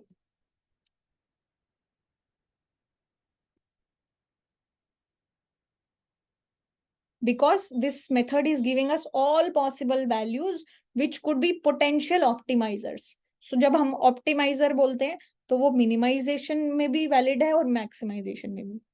तो बस या तो extreme values basically possible जो values हैं वो। ठीक है, ऑल राइट। तो यहाँ पे हमने क्या दिया, हमने लैम्डा की वैल्यू निकाल ली और x की वैल्यू भी निकाल ली और y की वैल्यू भी निकाल ली। तो हमारे पास x, y, लैम्डा ये तीनों वैल्यूज आ गई। आप इसको अगर कंपेयर करोगे with what values you got last time, we also got the same values। ठीक है, तो लैग्रांज मल्टीप्लायर मेथड का यूज करके हमारे पास एक पॉसिबल वैल्यू आ गई। बस हाँ, अभी हमें ये नहीं पता ये मैक्सिमाइजर है या मिनिमाइजर है, तो we'll just stop here, that's all. Sufficient condition later on will come, उसमें हम लोग फिर देखेंगे कि ओके ये मैक्सिमाइजर था कि मिनिमाइजर था। सो फार सो गुड। ठीक है, everybody is fine with it. अब हम लोग जो है इसके बाद देखेंगे कि ये जो लैम्डा है इसका क्या मतलब है, इसकी क्या इंटरप्रिटेशन है, उस चीज पे हम लोग थोड़ा सा फोकस करेंगे। ठीक है, और फिर एक और प्रॉब्लम करेंगे जिसमें बहुत सारी चीजें होंगी, तो उससे आपके सारे कॉन्सेप्ट्स क्लियर हो जाएंगे। Fine. Okay guys, let's take a break now. Let's take a 10 minutes break. It's 8:06 right now. Let's continue at 8:16. And yes, we will keep continuing this and एक और प्रॉब्लम करेंगे और लैम्डा के interpretation देखेंगे. Okay, I will see you guys at 8:16. Thank you. So feel free to, I mean, obviously have some water, move around and come back. 8:16 p.m. Thank you.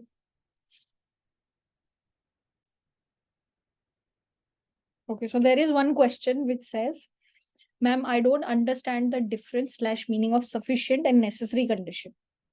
चलो इसका बहुत अच्छा एग्जाम्पल मेरे दिमाग में आ रहा है अभी. ठीक है, नेसेसरी और sufficient condition.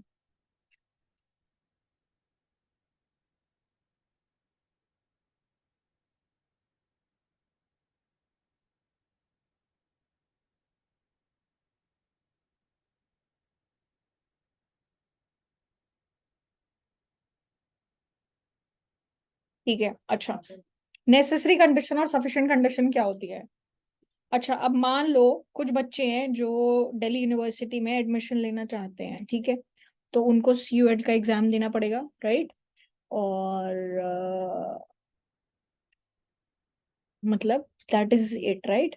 And they also have to make sure that they fulfil some eligibility criterias.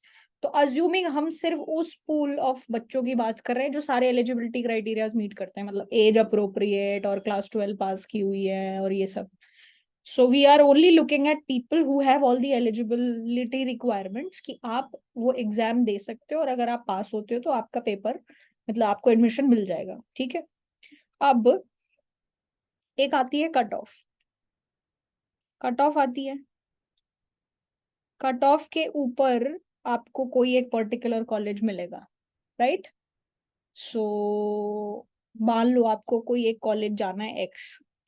ठीक है, हर कॉलेज अपनी कुछ ना कुछ कट ऑफ निकालता है. मान लो फर्स्ट लिस्ट में ही आपको एडमिशन चाहिए, तो all those people who qualify that cutoff, though all those people are kind of eligible to get admission, right? Yes or no? In that particular college, right? तो वो क्या situation हो गई? The moment you clear the cutoff, what happens? Is that enough for you to get admission in that college? Can the college deny admission to you if you cross the cutoff? No. उनपे बाउंडेशन है कि अगर उन्होंने आपको अगर आप cut off पास कर रहे हो और अगर उन्होंने डिनाई कर दिया, उनके पास चाहे सीट ना हो, उनको आपको एडमिशन देना पड़ेगा.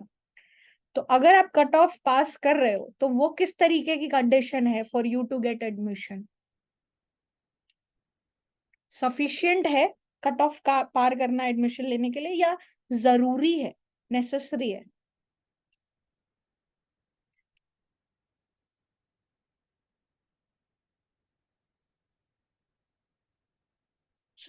अगर किसी ने आपको ये इन्फॉर्मेशन दे दी कि भाई आपने जो है इस कॉलेज की कट ऑफ पार कर ली है, तो क्या उतना जानना आपके लिए काफी है कि भाई मेरा एडमिशन हो गया उस कॉलेज में?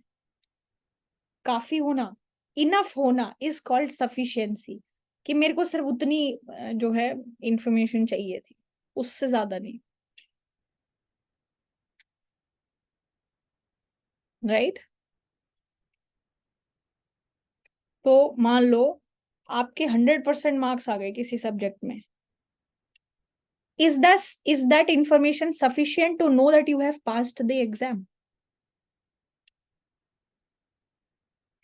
Yes, right? तो ये चीज होती है सफिशिएंसी की, कि क्या ये काफी है मेरे लिए इतनी इंफॉर्मेशन, राइट? और दूसरी चीज होती है नेसेसरी कंडीशन, कि ये होना जरूरी है बट पता नहीं आपका कुछ हो पाएगा कि नहीं, राइट? कि ये चीज करना जरूरी है बट पता नहीं आप आगे कुछ कर पाओगे कि नहीं, right? So like to get admission in economics honors in Delhi University, what is a necessary condition that we face? What is a necessary condition that student faced? Which subject do they have to give exam into? Mathematics, right? उनको maths का एक paper पक्का पक्का लिखना पड़ेगा. या फिर आप एक नेसेसरी कंडीशन ये मान लो कि उनके पास क्लास 12th में मैथ्स होना चाहिए, राइट?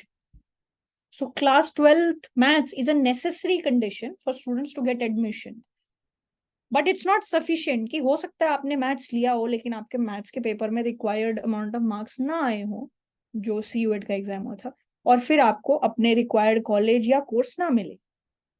लेकिन ये जरूरी तो था ना आपके लिए एडमिशन लेने के लिए, राइट?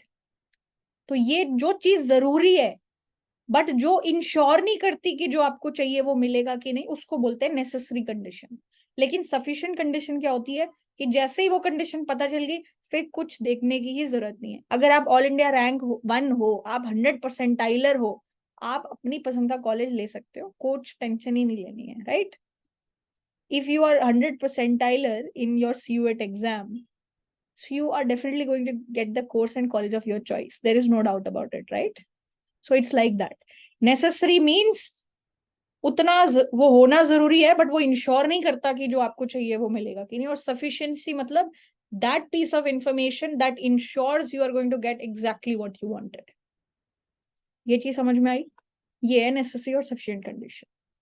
फाइन। अच्छा ऐसा है क्या कि लाइक किसी के पास क्लास 12th में मैथ्स ना हो और वो मैथ्स का पेपर दे दे और फिर इको ऑनर्स में एडमिशन ले ले, ऐसा पॉसिबल है क्या? I'm just asking, I'm just curious. I don't know. I'm not checking. Have you? No, it's not possible. Okay. Okay, Prajita, I am asking for like Delhi University. And like the same thing can be, okay, it's necessary. And if you do major and minor, then you don't need to have maths in class 12.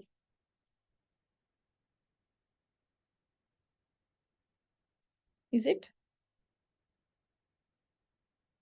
और किसी को major और minor चाहिए तो वो उसको maths का paper देना जरूरी है क्या CUET में? Only those domains can be attempted which you have studied in class 12. Okay. Acha, okay. So you can't do anything else apart from that. Okay, got it, got it. Okay, perfect. That clarifies a lot. Chalo, okay, coming back. Thank you guys. ठीक है, necessary और sufficient I think clear हो गया होगा। तो इसको ऐसे सोच लिया करो, ठीक है? चलो अब वापस आते हैं और मैं आपको एक चीज थोड़ा सा दोबारा से फोकस करवाना चाहती हूँ, विच इज, देखो ये एक प्रॉब्लम हमने सॉल्व करी थी और उसमें हमने क्या बोला था, लेग्रांज मेथड का यूज करके इसको मैक्सिमाइज करो, ठीक है? अच्छा जी, एक चीज आप ये देखो कि ये जो लैम्डा है ये m का फंक्शन है, राइट? ये जो x है ये भी m का फंक्शन है, और ये जो y है ये भी m का फंक्शन है। तो मान लो चलो ठीक है यहाँ पे m लिखा हुआ है बट यहाँ पे m की जगह 10 होता तो क्या होता, यहाँ पे 10 आ जाता, यहाँ पे 10 आ जाता और यहाँ पे भी 10 आ जाता। और जैसे जैसे मेरी ये एम इनकम मान लो 10 की जगह 20 होती तो ये चीज भी चेंज होती रहती। यस और no? Can we see that?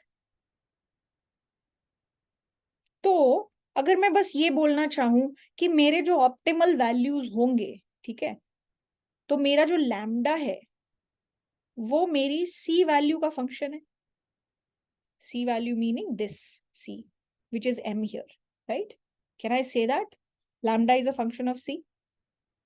Similarly, can I say that this x is also a function of c? And can I say that this y is also a function of c? So this lambda, this x and this y, which are the optimal points, जो possible solutions हैं मेरे? Yes, Aditi, sure, we can take it up at the end. Sure, no worries. So can we say this? या फिर सी सी सी भूल जाओ, इसको ऐसे देख लो। क्या मैं ये बोल सकती हूँ कि मेरा लैम्डा जो है एम का फंक्शन है, मेरा एक्स जो है एम का फंक्शन है, और मेरा वाई जो है वो एम का फंक्शन है? Can I say that? कि जैसे जैसे मेरी एम वैल्यू बदल जाएगी मेरा लैम्डा बदल जाएगा, एम बदलेगा ये एक्स बदल जाएगा, ये बदलेगा ये भी बदल जाएगा। यस और नो? है कि नहीं? है ना?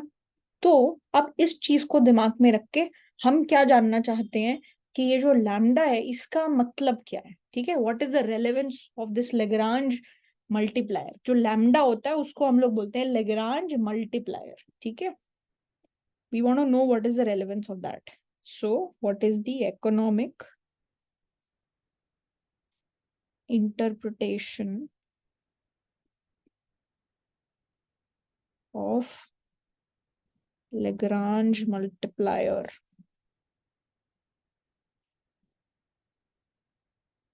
And this Lagrange multiplier is nothing but my lambda. तो लैम्डा का मतलब क्या है, उसकी इंटरप्रिटेशन क्या है, वो हम जानना चाहते हैं, ठीक है। चलो तो सिंपल एक लॉजिक से समझेंगे कि मान लो मेरे पास एक प्रॉब्लम थी ये कि मुझे मैक्सिमाइज करना है मेरा function value subject to this budget constraint. Sorry, not budget constraint. Why I'm saying that again and again. Subject to my constraint, which is this. ठीक है, आपने जो है मान लो इस प्रॉब्लम को सॉल्व कर लिया. You solve this problem and आपके पास क्या आया. सपोज मान लेते हैं, सपोज एक्स स्टार और वाई स्टार जो है इस प्रॉब्लम का solution. Suppose x star y star solves this problem, इस प्रॉब्लम को सॉल्व करता है, ठीक है. तो जैसे मैम को नहीं सपोर्ट पाएंगे. Yes yes I will do that. Okay, so मान लेते हैं कि एक्स स्टार वाई स्टार जो है इस प्रॉब्लम का सोल्यूशन है, इस प्रॉब्लम को सॉल्व कर देता है. तो फिर अब क्या करें हम. अब जैसे कि हमने इस एग्जाम्पल में देखा कि ये जो x है और ये जो y है ये कहीं ना कहीं मेरे m पे डिपेंडेंट है, तो मैं इसको m का और m का फंक्शन लिख सकती हूँ. सिमिलरली मेरे ये जो x और y स्टार जो वैल्यूज हैं ये कहीं ना कहीं मेरी इस वैल्यू पे डिपेंड करेंगे जो उस क्वेश्चन में था 2x plus y equals to m. तो वो मेरा यही फंक्शन था ना, g x comma y equals to c. तो ये जो मेरी m वैल्यू है वो मेरी c वैल्यू है एक्चुअली यहाँ पे, राइट. तो यहाँ पे can I say that this x star and y star value will depend on the value of c. Can I say that? क्योंकि जैसे जैसे वो c वैल्यू बदलेगी मेरी x और y डिफरेंट डिफरेंट वैल्यूज ले लेंगे, right. So that is the only claim that I am making. तो मैं ये कह रही हूँ कि मान लेते हैं, let's say we assume that मेरा ये जो x स्टार है वो एक्चुअली एक फंक्शन है c का and this y star is also a function of c. These are differentiable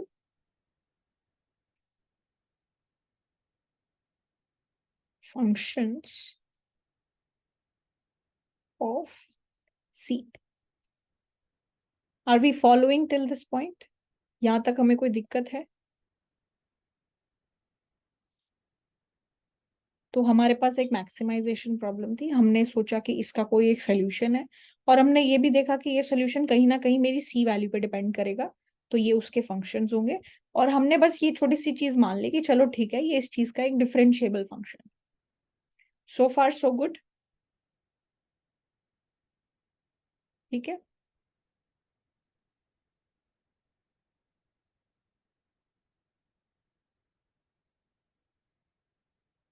yes no anything.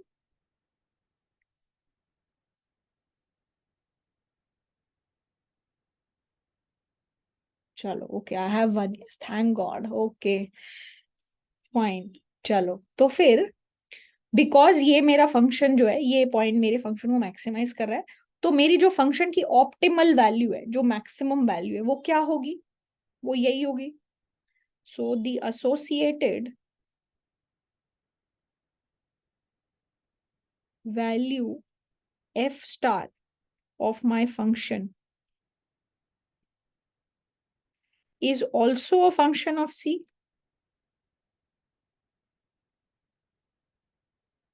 क्यों? क्योंकि मेरा जो ऑप्टिमल वैल्यू है वो एक्स और वाई पे डिपेंड करता है और एक्स और वाई खुद सी पे डिपेंड कर रहे हैं जो मेरी ऑप्टिमल वैल्यू है. तो मैं एक तरीके से इनडायरेक्टली बोल सकती हूँ कि मेरा जो फंक्शन है, मेरी जो ऑप्टिमल वैल्यू है ऑप्टिमल वैल्यू, मैक्सिमम वैल्यू या फिर जो मिनिमम वैल्यू होगी वो मेरी सी पर डिपेंड करती है, right?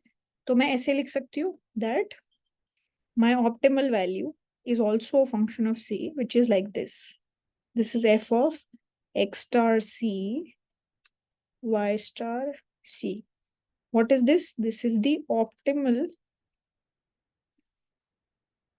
value function for the problem. Optimal value function for the problem का मतलब क्या है?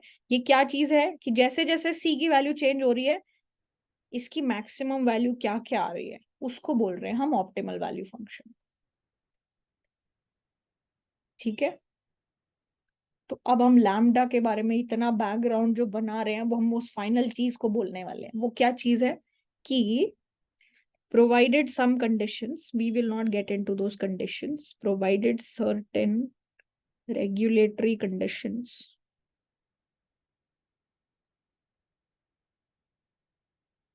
are satisfied, ये ऑप्टिमल वैल्यू किस रेट से चेंज हो रही है, जैसे जैसे सी चेंज हो रहा है, वो जो चीज होती है वो लैम्डा होता है। कि जैसे जैसे आपकी सी वैल्यू चेंज हो रही है, आपका फंक्शन वैल्यू किस रेट से चेंज हो रहा है, वो कौन बताता है? वो लैम्डा बताता है। ये पूरा मुद्दा है। मतलब क्या? कि the rate at which this optimal value of the function is changing with respect to C, that is lambda सी। कि सी की वैल्यू अगर 1 यूनिट चेंज हो रही है, तो optimal value, the maximum value या the minimum value of the function, by what amount will that change, that is given by lambda. Lambda is also a function of C.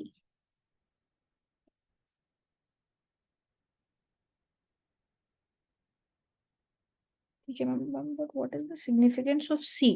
C है क्या चीज? C ये है कि जैसे C क्या है बेसिकली, अगर मैं एब्स्ट्रैक्ट तरीके से बोलूं तो ये मेरी कंस्ट्रेंट की एक वैल्यू है। लेकिन मैं अगर एग्जाम्पल के टर्म्स में बात करूं, जैसे वो एक एग्जाम्पल था, ठीक है, maximise x comma y subject to 2x plus y equals to m।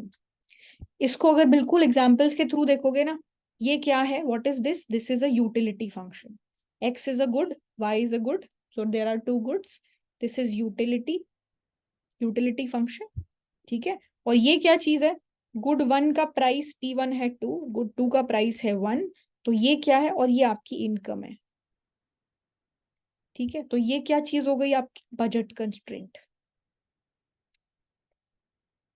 कि given my budget constraint, given my budget, कि भाई मेरे पास इतना ही पैसा है स्पेंड करने को, कि मैं 2 times x unit plus y equals to m, ये मेरा खर्चा है, ये मेरी इनकम है, ये मेरी बजट कंस्ट्रेंट है। तो यहाँ पे m क्या है? मेरी इनकम। तो ये जो है, ये मेरे को क्या बताएगा कि जैसे जैसे अगर मेरी इनकम 1 यूनिट इंक्रीज होती है, तो मेरी मैक्सिमम यूटिलिटी किस नंबर से इंक्रीज होती है, ये मतलब है यहाँ पे। सो यहाँ पे जैसे सी का एक मतलब क्या हो गया? Income. So if my income is changing by certain amount, by how much is my maximum utility changing? Not my utility, my maximum utility. Similarly यहाँ पे जैसे यहाँ पे इनकम था, ऐसे ही यहाँ पे क्वांटिटी भी हो सकती है। कि क्वांटिटी अगर 1 यूनिट से इंक्रीज होती है, तो मिनिमम कॉस्ट कितने अमाउंट से इंक्रीज हो जाएगी। ये सब तरीके के हमारे पास कंस्ट्रेंट्स होते हैं। सो सी का रेलेवेंस यही है कि सी जो है आपकी कंस्ट्रेंट के लिए ये चीज है। तो ये वैल्यू जो है इकोनॉमिक्स में बड़ी रेलेवेंस रखती है, कि ये आपकी इनकम हो सकती है, ये आपका आउटपुट हो सकता है, और इसके बेसिस पे आप बोल रहे हो कि जब ये सारी चीजें चेंज हो रही हैं, तो आपकी ऑप्टिमल वैल्यू को क्या हो रहा है, ये इसका रेलेवेंस। ठीक है, this is what we are trying to do. Is this okay? So profit हो सकता है also in the Lagrange, when we write lambda gx comma y minus c, isn't this equal to 0? Okay, so the question here is, uh, या so the question here is कि जब हम लोग Lagrange function लिखते हैं तो वहां पे तो हम ऐसे लिख देते हैं, ये वाली वैल्यू लिख देते हैं gx कॉमा वाई माइनस सी। तो ये तो जीरो होना चाहिए, ये क्वेश्चन है। तो ये तो ऑटोमेटिकली जीरो है, तो उसको लिख क्यों रहे हैं? राइट, यही क्वेश्चन है। ओके, तो आपका क्वेश्चन बिल्कुल सही है। और लेकिन ये जीरो कब होगा? For limited values of x and y, right, not for every possible value. तो इसलिए, लेकिन ये फंक्शन तो जो है, ये तो हम जनरल फंक्शन बना रहे हैं। This is a general function x comma y. Yes, there is a subset of values for which this will be zero. So that is why we are not worrying about it. Okay. हाँ, मेरी constraint जब valid हो जाएगी तब ये zero होना पड़ेगा। But ये जो मेरा लग्रांज फंक्शन है, ये मैं in general x comma y values के लिए डिफाइन कर रही हूँ, ठीक है, इसलिए मैं उस चीज को लेके टेंशन में नहीं हूँ। ओके, ऑलराइट, चलो जी, कमिंग बैक। हाँ जी, तो हम क्या कर रहे थे? हाँ, तो हमने क्या बोला कि ये जो लैम्डा है ये क्या बताता है कि भाई आपकी ऑप्टिमल वैल्यू किस रेट से चेंज होती है जैसे जैसे सी वैल्यू चेंज होती है। ये आपका लैम्डा आपको एक्सप्रेस करता है, ठीक है। तो ये जो लेग्रांज मल्टीप्लायर है, lambda equals to lambda c, this is the rate at which the optimal value of the objective function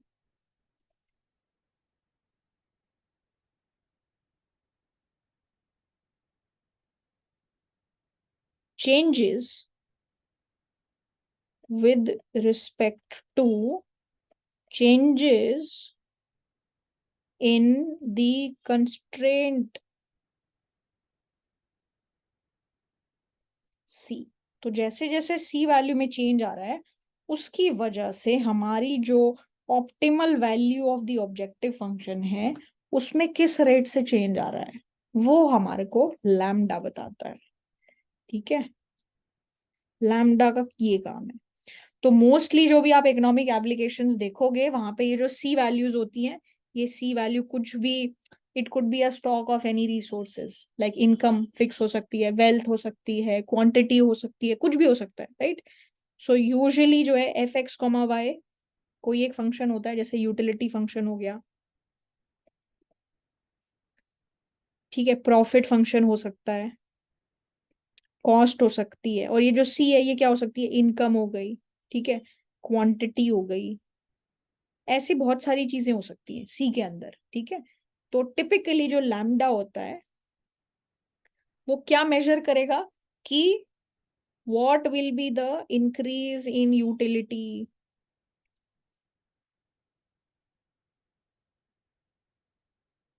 in utility, या फिर प्रॉफिट, और प्रॉफिट दैट यू गेट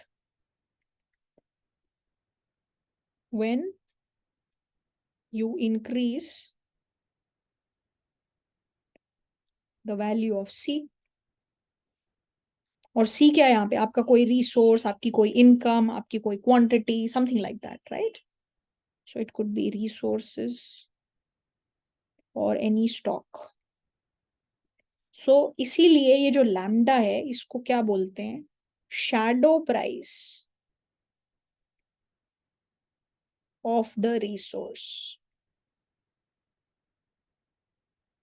कि shadow price of the resources, तो वो resource का market price नहीं, उसका shadow price. Shadow price मतलब ऐसा प्राइस जो आप मार्केट में नहीं मिल रहा है, बट अगर आप मार्जिनल प्रोडक्टिविटी या मार्जिनल एडिशन के हिसाब से देखो तो वो शैडो प्राइस है। तो जो भी रिसोर्सेज की वैल्यू, जो भी मान लो सी कोई रिसोर्स है, वो रिसोर्स की वैल्यू अगर आप इंक्रीज कर रहे हो तो प्रॉफिट कितना इंक्रीज हुआ, तो उससे मेरे को क्या पता चला कि वो रिसोर्स कितना वैल्यूएबल है, राइट, मेरे प्रॉफिट को वो कितना इंक्रीज कर रहा है। तो एक तरीके से वो क्या हो गया? Shadow price of that resource. Is that okay? कि जब मेरे वो रिसोर्स की वैल्यू मैंने माइन्यूटली इंक्रीज करी तो मेरा प्रॉफिट कितने रुपीज से इंक्रीज हुआ, राइट? सो वो जो इंक्रीज था वो एक तरीके से मेरे को प्रोडक्टिविटी बता रहा है कि ये रिसोर्स कितना प्रोडक्टिव था in increasing my profit. So that marginal profit increase that we see, that is the shadow price. So the optimal lambda should be equal to the actual price, or is it a prediction or a projection? So Aditi, कई बार क्या हो सकता है कि बहुत सारे resources का market में प्राइस हो ही ना, ठीक है, तो वो एक शैडो प्राइस हो सकता है. एंड एक्चुअल प्राइस और इसका कोई लेना देना नहीं होता. हो सकता है आपका एक्चुअल प्राइस बहुत कम हो मार्केट में because of various reasons, government regulations और anything, right? But actual involvement of that particular resources in your production process is actually that much. वो उतना valuable है. So what could be the example for things without market prices? So any resource which जैसे मान लो कोई भी resources जिसके लिए licensing होती हो, मान लो जो ऐसे खरीदा और बेचा नहीं जाता, गवर्नमेंट जिस रिसोर्स के लिए किसी को बस एक लाइसेंस दे देती है कि ये लाइसेंस है, आप इस चीज को यूज करो, मतलब उसमें ट्रेडिंग नहीं हो रही उस रिसोर्स की, लेकिन आपको एक वन टाइम लाइसेंस मिल गया उस माइन को यूज करने का या उस रिसोर्स को यूज करने का, ठीक है? तो अब वो एक्चुअल वो रिसोर्स प्रोडक्शन वैल्यू में कितना इंपॉर्टेंट है वो आपको वैसे नहीं पता चल पाएगा, वो आप इस तरीके से पता कर सकते हो, ठीक है? तो ये हमारा लैम्डा का वो है, इंपॉर्टेंस है, ठीक है? Is that fine? क्लियर है ये चीज? तो लैम्डा को शैडो प्राइस बोलते हैं. Like that is one of the reason why this is very important, this Lagrange multiplier method, because it lets you get more information and more economically relevant information. ठीक है guys, all good so far? ठीक है, चले आगे एक example करें इसी चीज से related. Please show last 2 pages. Sure. Okay, perfect. Let's do that. So first is this. Shall I move on to the next one?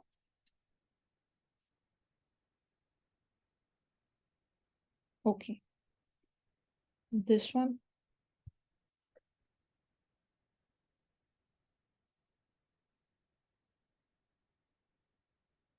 Guys, I would suggest strongly that don't skip classes and try to attend the live classes for at least maths. And I would say the same thing for micro also, because once things start to pile up, these are difficult courses. You have to understand that. ठीक है ना? तो regular थोड़ा थोड़ा रोज का काम अगर रोज कर लोगे तो it will not seem like a burden, otherwise it can get too heavy. So just keep that in mind, okay? Try to be regular as much as possible, ठीक है? थोड़ा थोड़ा भी रेगुलर, मतलब जितना क्लास में हो रहा है बस उतना भी कर लोगे ना, उतना भी काफी है. And you will not feel pressured. वरना बहुत लोगों का क्या सिचुएशन है कि एंड में जाके it's very likely that some people, like when you let everything till the end ना, तो वो बहुत ज्यादा टेक्निकल और डिफिकल्ट हो जाएगा. तो बस वो चीज मत करना, ठीक है? Alright, shall we move on to the next one, Pranav? Okay.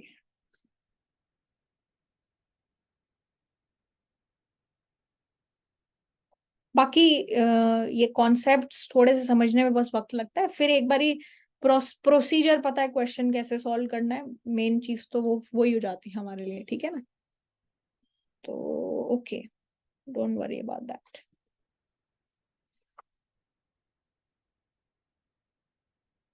Fine, okay, perfect. चलो जी, तो अब है ना, हम जो है ये जो हमने चीजें पढ़ी हैं इसको फिर से उसी एग्जाम्पल से रिलेट करके देखते हैं जो हम तब से करे जा रहे हैं, which is this. which is this, कि हमको क्या करना है. we have to use the Lagrange method to solve this. This is first, ये प्रॉब्लम थी हमारी, और हमें जो है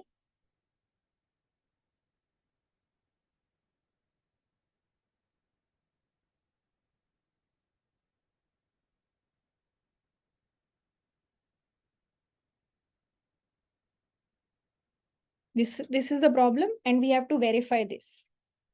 We have to verify कि जो भी आपकी ऑप्टिमल वैल्यू आएगी फंक्शन की, उसको जब आप डिफरेंशिएट करोगे विद रिस्पेक्ट टू एम, तो वो एक्चुअली लैम्डा एम के बराबर आएगा, जो कि हमने पढ़ा है यहाँ पे। ये जो रिजल्ट पढ़ा है, ये रिजल्ट हमें प्रूव करना है, शो करना है, एक्चुअली प्रूव नहीं करना, शो करना है।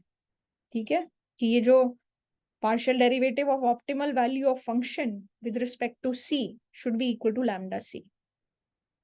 ठीक है, ये हमें रिजल्ट शो करना है। ठीक है, चलो इसके जो सॉल्यूशंस आए थे लेग्रांज मल्टीप्लायर मेथड का यूज करके, वो ये थे, तो हम इसको डायरेक्टली यूज कर लेते हैं। इसको हम कॉपी कर लेते हैं और यहाँ पे हमने इसको पेस्ट कर दिया। ठीक है, ये 3 वैल्यूज आई मेरी। ठीक है, मेरी optimal value of the function क्या हुई, मेरी लैम्डा एम वैल्यू क्या आ गई, वो मुझे पता है। My lambda m is equals to m/4, ये मुझे दिया हुआ है, ये मैंने एक्चुअली कैलकुलेट किया था। ठीक है, पहली बात मुझे क्या निकालना है, मेरे फंक्शन की ऑप्टिमल वैल्यू क्या होगी। ठीक है, तो मेरे फंक्शन की ऑप्टिमल वैल्यू क्या होगी, कि मेरा फंक्शन की optimal value as a function of m, राइट। और मेरी ऑप्टिमल वैल्यूज क्या है, ये, राइट। सो मैं क्या करूंगी, मैंने ये वैल्यूज दोनों की दोनों इधर फंक्शन में पुट कर देनी है। ठीक है, तो मैंने क्या किया, यहाँ पे ये फंक्शन वैल्यूज पुट कर दी। सो यहाँ पे क्या किया, f star m is equals to this function, इस फंक्शन में क्या पुट किया आपने, m/4 and m/2, this is what you did, right. और जो भी अब आपका फंक्शन है, आप उसको वो कर लो डिफरेंशिएट, मतलब पहले फंक्शन देखो क्या है, फंक्शन क्या है हमारा xy, तो फंक्शन जो है x इंटू वाई है, तो m/4 इंटू वाई, m/2। तो आपका जो f स्टार m जो है वो क्या हो गया, m² डिवाइडेड बाय 8, राइट। और हमारा जो रिजल्ट है वो क्या बोल रहा है, कि आपको ये शो करना है कि जब आप ऑप्टिमल फंक्शन को डिफरेंशिएट करोगे विद रिस्पेक्ट टू m, तो वो लैम्डा m के बराबर आना चाहिए। तो आप इसको डिफरेंशिएट करो with respect to m, so when you differentiate it with respect to m, what do you get, what is m² by 8 का differentiation, 2m by 8, which is m/4, right? Yes or no?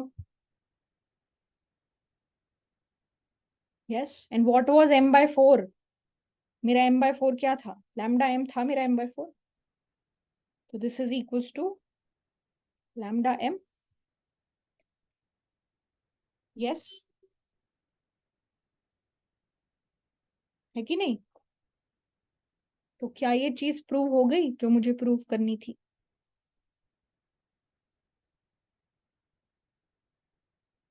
Yes, no,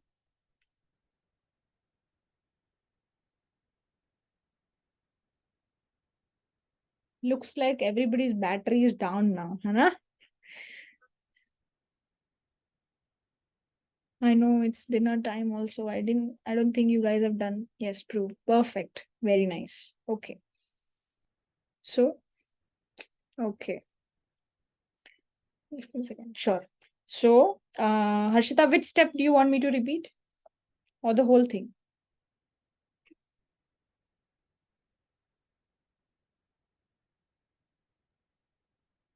Whole thing. Okay, fine.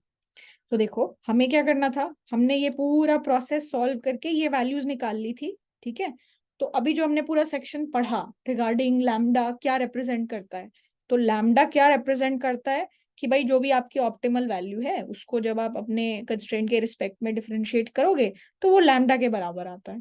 यही हमें चीज prove करनी थी, show करनी थी इधर। ठीक है, तो इनका कहना क्या है कि आप जब अपनी ऑप्टिमल वैल्यू को m के रिस्पेक्ट में डिफरेंशिएट करोगे तो वो लैम्डा m के बराबर आना चाहिए। तो मुझे पता है कि मेरा लैम्डा जो है, जो ऑप्टिमल वैल्यू से आया है, वो m/4 है, तो मेरे को मेरी लैम्डा m की वैल्यू पता है, which is m/4। So this side I am aware of, I need to know what is this, and then check whether they are equal और नॉट। ठीक है, अच्छा जी, आपकी फंक्शन की वैल्यू, आपका फंक्शन क्या है, x टाइम y। ठीक है, तो x की वैल्यू अगर m/4 है, y की वैल्यू अगर m/2 है, जो इसको मैक्सिमाइज कर रहे हैं, तो आपके फंक्शन की ऑप्टिमल वैल्यू क्या होगी, आप m/4 इंटू m/2 करोगे, यस और नो, यही करेंगे। तो आपके फंक्शन की optimal value which is we are writing f star m, वो क्या हो जाएगी, m²/8, राइट। तो ये आपकी फंक्शन की मैक्सिमम वैल्यू हो गई m²/8, ये आपने यहाँ पे लिख दी। ठीक है, और फिर क्या है कि ये ऑप्टिमल वैल्यू का differentiation with respect to m lambda m होना चाहिए। तो आप क्या करो, आपने इसको डिफरेंशिएट कर दिया, इसका डिफरेंशिएशन क्या आया, m/4, और m/4 ही तो मेरी लैम्डा m की वैल्यू थी विच इज m/4। तो हमने यहाँ पे क्या कर दिया, शो कर दिया कि ठीक है m/4 equals to m/4, right, यही शो करना था हमें। This is fine, okay.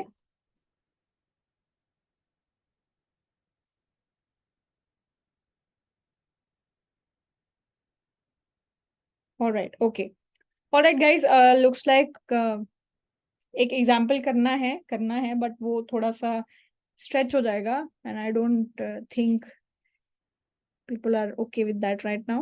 So let's stop here for today, and I think there were some doubts, so we can take the doubts. Okay, all right, thank you so much guys, have a good night. I'll see you guys tomorrow for micro and maths, and I'll upload the lectures tonight only. It can be a little late, 12 or something like that, but I'll do that, so in case anybody wants to revise or repeat. Okay, all right, thank you guys, whosoever has doubts you can stay back, and thank you. All right, thank you Janvi, bye bye. Thank you Diksha. Yes Aditi, tell me. Ma'am, in 18.2, question number 1, I had problem in drawing the graph of the question. Okay, 18 point, yeah, 18.1, which graph you wanted? Ma'am, 18.2, 18.2, yes I have 18.2, yes. the first question. हाँ जी, उसमें कौन सी चीज draw करनी है हमें? Ma'am, जो function दिया है f of x, y is equal to x plus y, और उसका constraint g of x, y is equal to x square plus y is equal to 1. Okay जी, तो ये हमारा डाउट है, और section 18.2 question 1. Okay, so I have a function f of x comma y which is x plus y, right, and I have a constraint which is this equals to 1. ये मेरी constraint है, ठीक है, okay, और चलो ठीक है, तो मुझे ये ड्रॉ करना है, ठीक है, देखते हैं क्या करना है फिर इसमें। तो x² + y इक्वल्स टू 1, ये कैसा डायग्राम होने वाला है? पैराबोलिक। पैराबोला होगा, ठीक है, चलो बहुत ही बढ़िया, ओके। तो ये किस तरीके का पैराबोला है? मैम, y एक्सिस पे बनेगा। तो जैसे ऐसे मान लो x² इक्वल्स टू y, ये कैसा होगा? y will always take positive values, yes. तो y हमेशा पॉजिटिव वैल्यू लेगा, तो मतलब क्या, ऊपर, मतलब अपवर्ड फेसिंग। इसी तरीके का कुछ होगा, राइट। यस। तो x² + y, x² equals to y ऐसा होता, और उसमें अब आपने क्या, +1 करेंगे तो शिफ्ट हो जाएगा। हाँ तो +1 करेंगे मान लो, तो ये y की वैल्यू, अच्छा +1 अगर इधर करेंगे तो ये एक स्टेप ऊपर हो जाएगा, ठीक है, यस मैम। बट लेकिन मेरे पास यहाँ पे ये क्या है, x² -1 इक्वल्स टू -y, ये है मेरे पास, मतलब I have negative relationship with x² and y, right. Yes ma'am. तो if I would have something like this, अगर ऐसा कुछ होता मेरे पास, -x² is equals to y, तो क्या करते हम? तो then it would have been downward. Yes ma'am.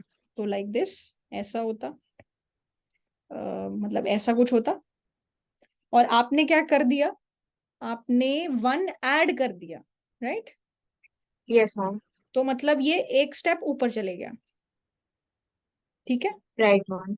तो बेसिकली आपने क्या किया, पहले इसको समझा कि ये कैसा डायग्राम है, और फिर आपने यस मैम। इसमें 1 ऐड कर दिया। तो जब 1 ऐड कर दिया तो ये हो गया। तो and which is essentially what this equation is. So we have a diagram like this here, which is looking like this. Yes, और ये वैल्यू क्या हो गई? जब x की वैल्यू 0 है तो y की वैल्यू 1 हो गई, है ना? Yes ma'am. तो ये एक चीज हो गई, एक तो ये हो गया, ये तो हो गई मेरी कंस्ट्रेंट, ठीक है। अच्छा जी, और फिर ये क्या हो गया? x plus Y.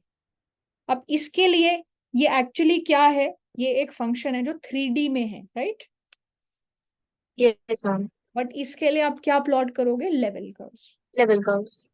तो वो क्या होंगे? Straight line. कैसी? Downward sloping, right? तो yes ma'am. it will be something like this. So sorry, not like this.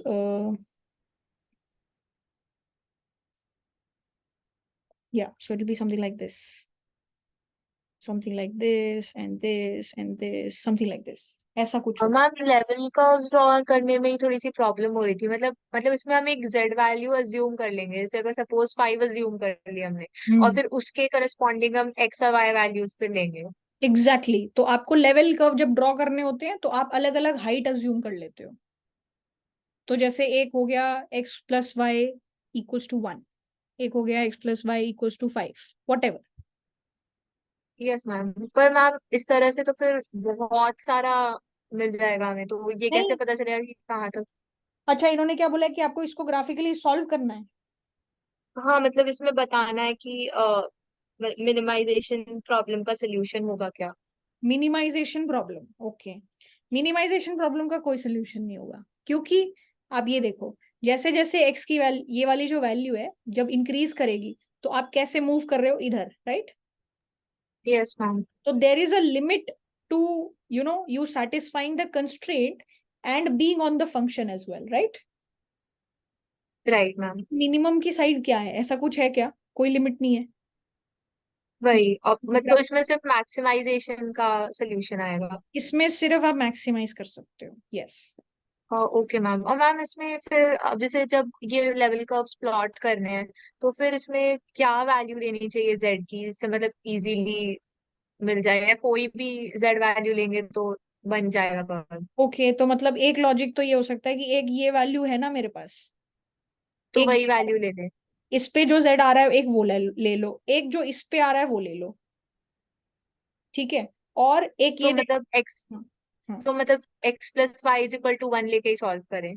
x plus y equal to 1 लेके एक वैल्यू आ जाएगी। एक ये यहाँ देख लोगे, ये कौन सा ग्राफ, यहाँ पे x कॉमा वाई वैल्यू क्या है, उसके कॉरस्पॉन्डिंग जो z वैल्यू आए वो भी ले सकते हो।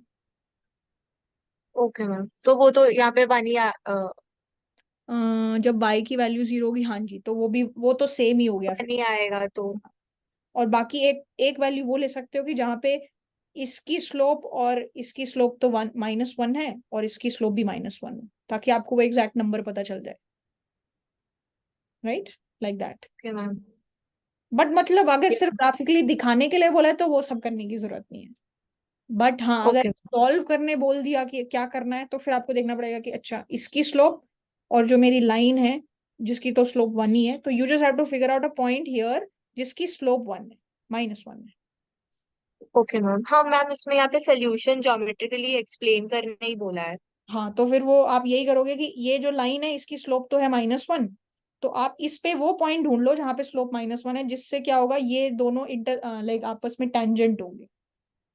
और ओके उसकी मैम, किसी और और। मैम क्योंकि अभी तक हमने सफिशिएंट कंडीशंस नहीं पढ़ी है, तो हम बस ऐसे लिख सकते हैं कि क्योंकि ये मतलब ये वाला जो ग्राफ बन रहा है, उसमें अगर हम ड्रॉ करते जाएंगे तो लेवल कर्व्स इन्फिनिट बना सकते हैं हम विद इन द कंस्ट्रेंट, हम्म, पर मैक्सिमम के लिए सिर्फ एक ही ऐसा पॉइंट होगा जहाँ पे उस कंस्ट्रेंट का स्लोप और हमारे फंक्शन का स्लोप सेम होगा, इसलिए सिर्फ मैक्सिमाइजेशन प्रॉब्लम सॉल्व हो सकता है, मिनिमाइजेशन नहीं हो सकता। तो अगर ये लिखेंगे तो मतलब इतना काफी होगा। That's enough. You okay can just say कि मिनिमाइजेशन में कोई बाउंड नहीं है आपकी वैल्यूज पे, और मैक्सिमाइजेशन पे there is a bound. Right. You can do that. Okay right. और मैम जो फोर्थ क्वेश्चन का डाउट था, उसमें बाकी तो सारा कुछ सॉल्व हो गया, पर जो उसमें ये चीज बोली है कि ये प्रूव करना है कि मतलब इससे 1,1 पे मैक्सिमाइज नहीं हो रहा है लेग्रांजियन फंक्शन यूज करके। तो इसमें सोल्यूशन में बस इतना दिखा दिया था कि एक पॉइंट लिया है, और उस पॉइंट पे क्योंकि वो नहीं हो रहा है मैक्सिमाइज, तो हमने लिख दिया कि वो नहीं कर रहा है मैक्सिमाइज। मैम जो पॉइंट दिया था वो था 2,2। पर मैम ये जो पॉइंट है ये तो कंस्ट्रेंट पे है ही नहीं, तो फिर ये तो ठीक नहीं होगा ना सोल्यूशन। मतलब consider the problem, maximize this. ठीक है, 1,1. Using the Lagrange method, prove that 1,1 solves this problem with this. Who was that?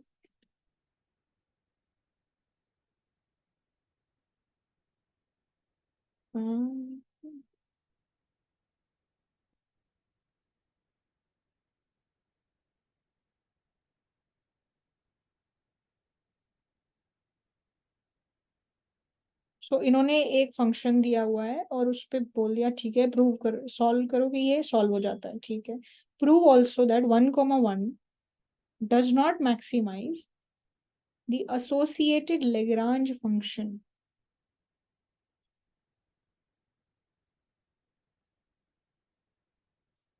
Okay, तो यहाँ पे आपको ये शो करना है कि ये जो Lagrange फंक्शन है ना, ये इसको मैक्सिमाइज नहीं कर रहा है। तो अब जो जैसे दिस इज क्वेश्चन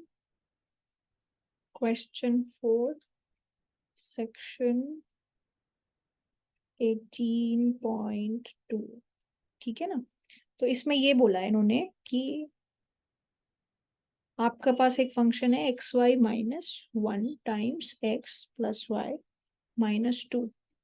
ठीक है, ये एक फंक्शन है। ठीक है, और ये जो है एक्चुअली एक फंक्शन है। This function, so what are they saying कि this function is not maximized at 1,1। ये इनका क्वेश्चन है। This is the yes ma'am. Their question is not x, y की मैक्सिमम वैल्यू क्या है given constraint. Their question yes is ma'am. कि ये एक नया फंक्शन जो Lagrange फंक्शन की एक्चुअल वैल्यूज आ रही हैं with lambda and whatever values that we have, ये जो फंक्शन है इसके लिए ये मैक्सिमम नहीं है एट 1,1। तो इन्होंने बोल दिया कि कोई एक एग्जाम्पल ले लो कुछ भी। तो इन्होंने जो आप एग्जाम्पल बोल रहे हो 2,2 they have taken. Yes ma'am.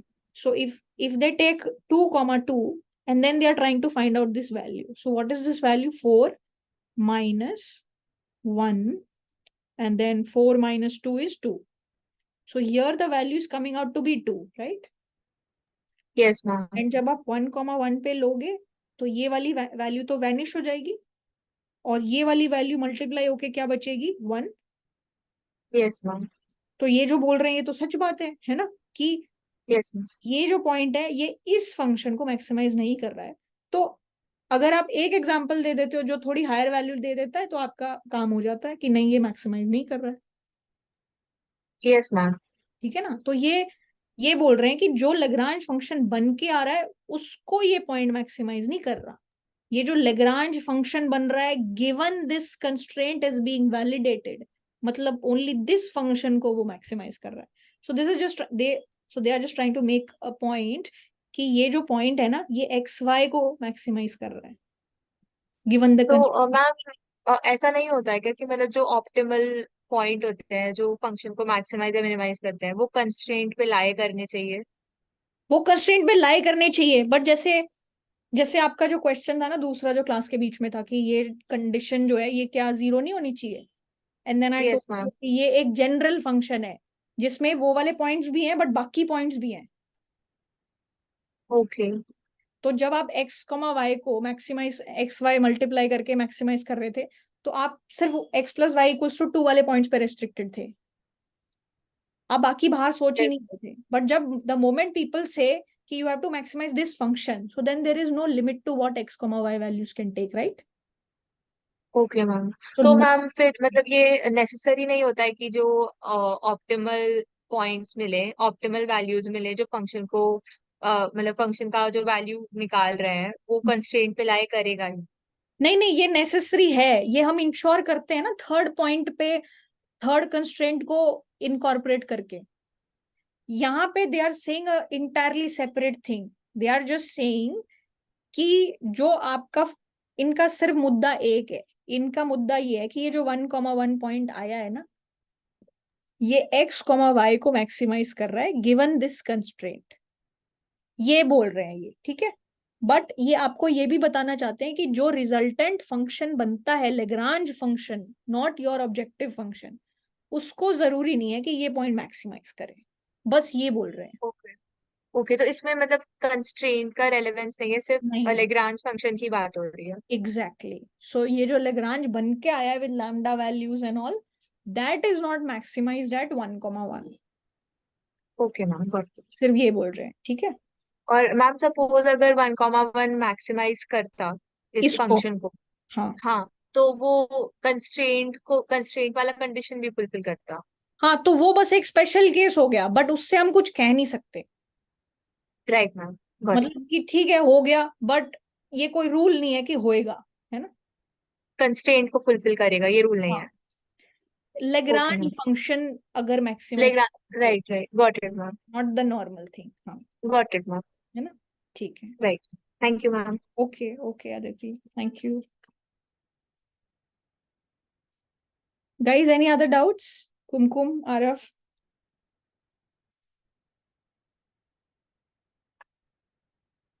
Okay, perfect. I hope everything is fine.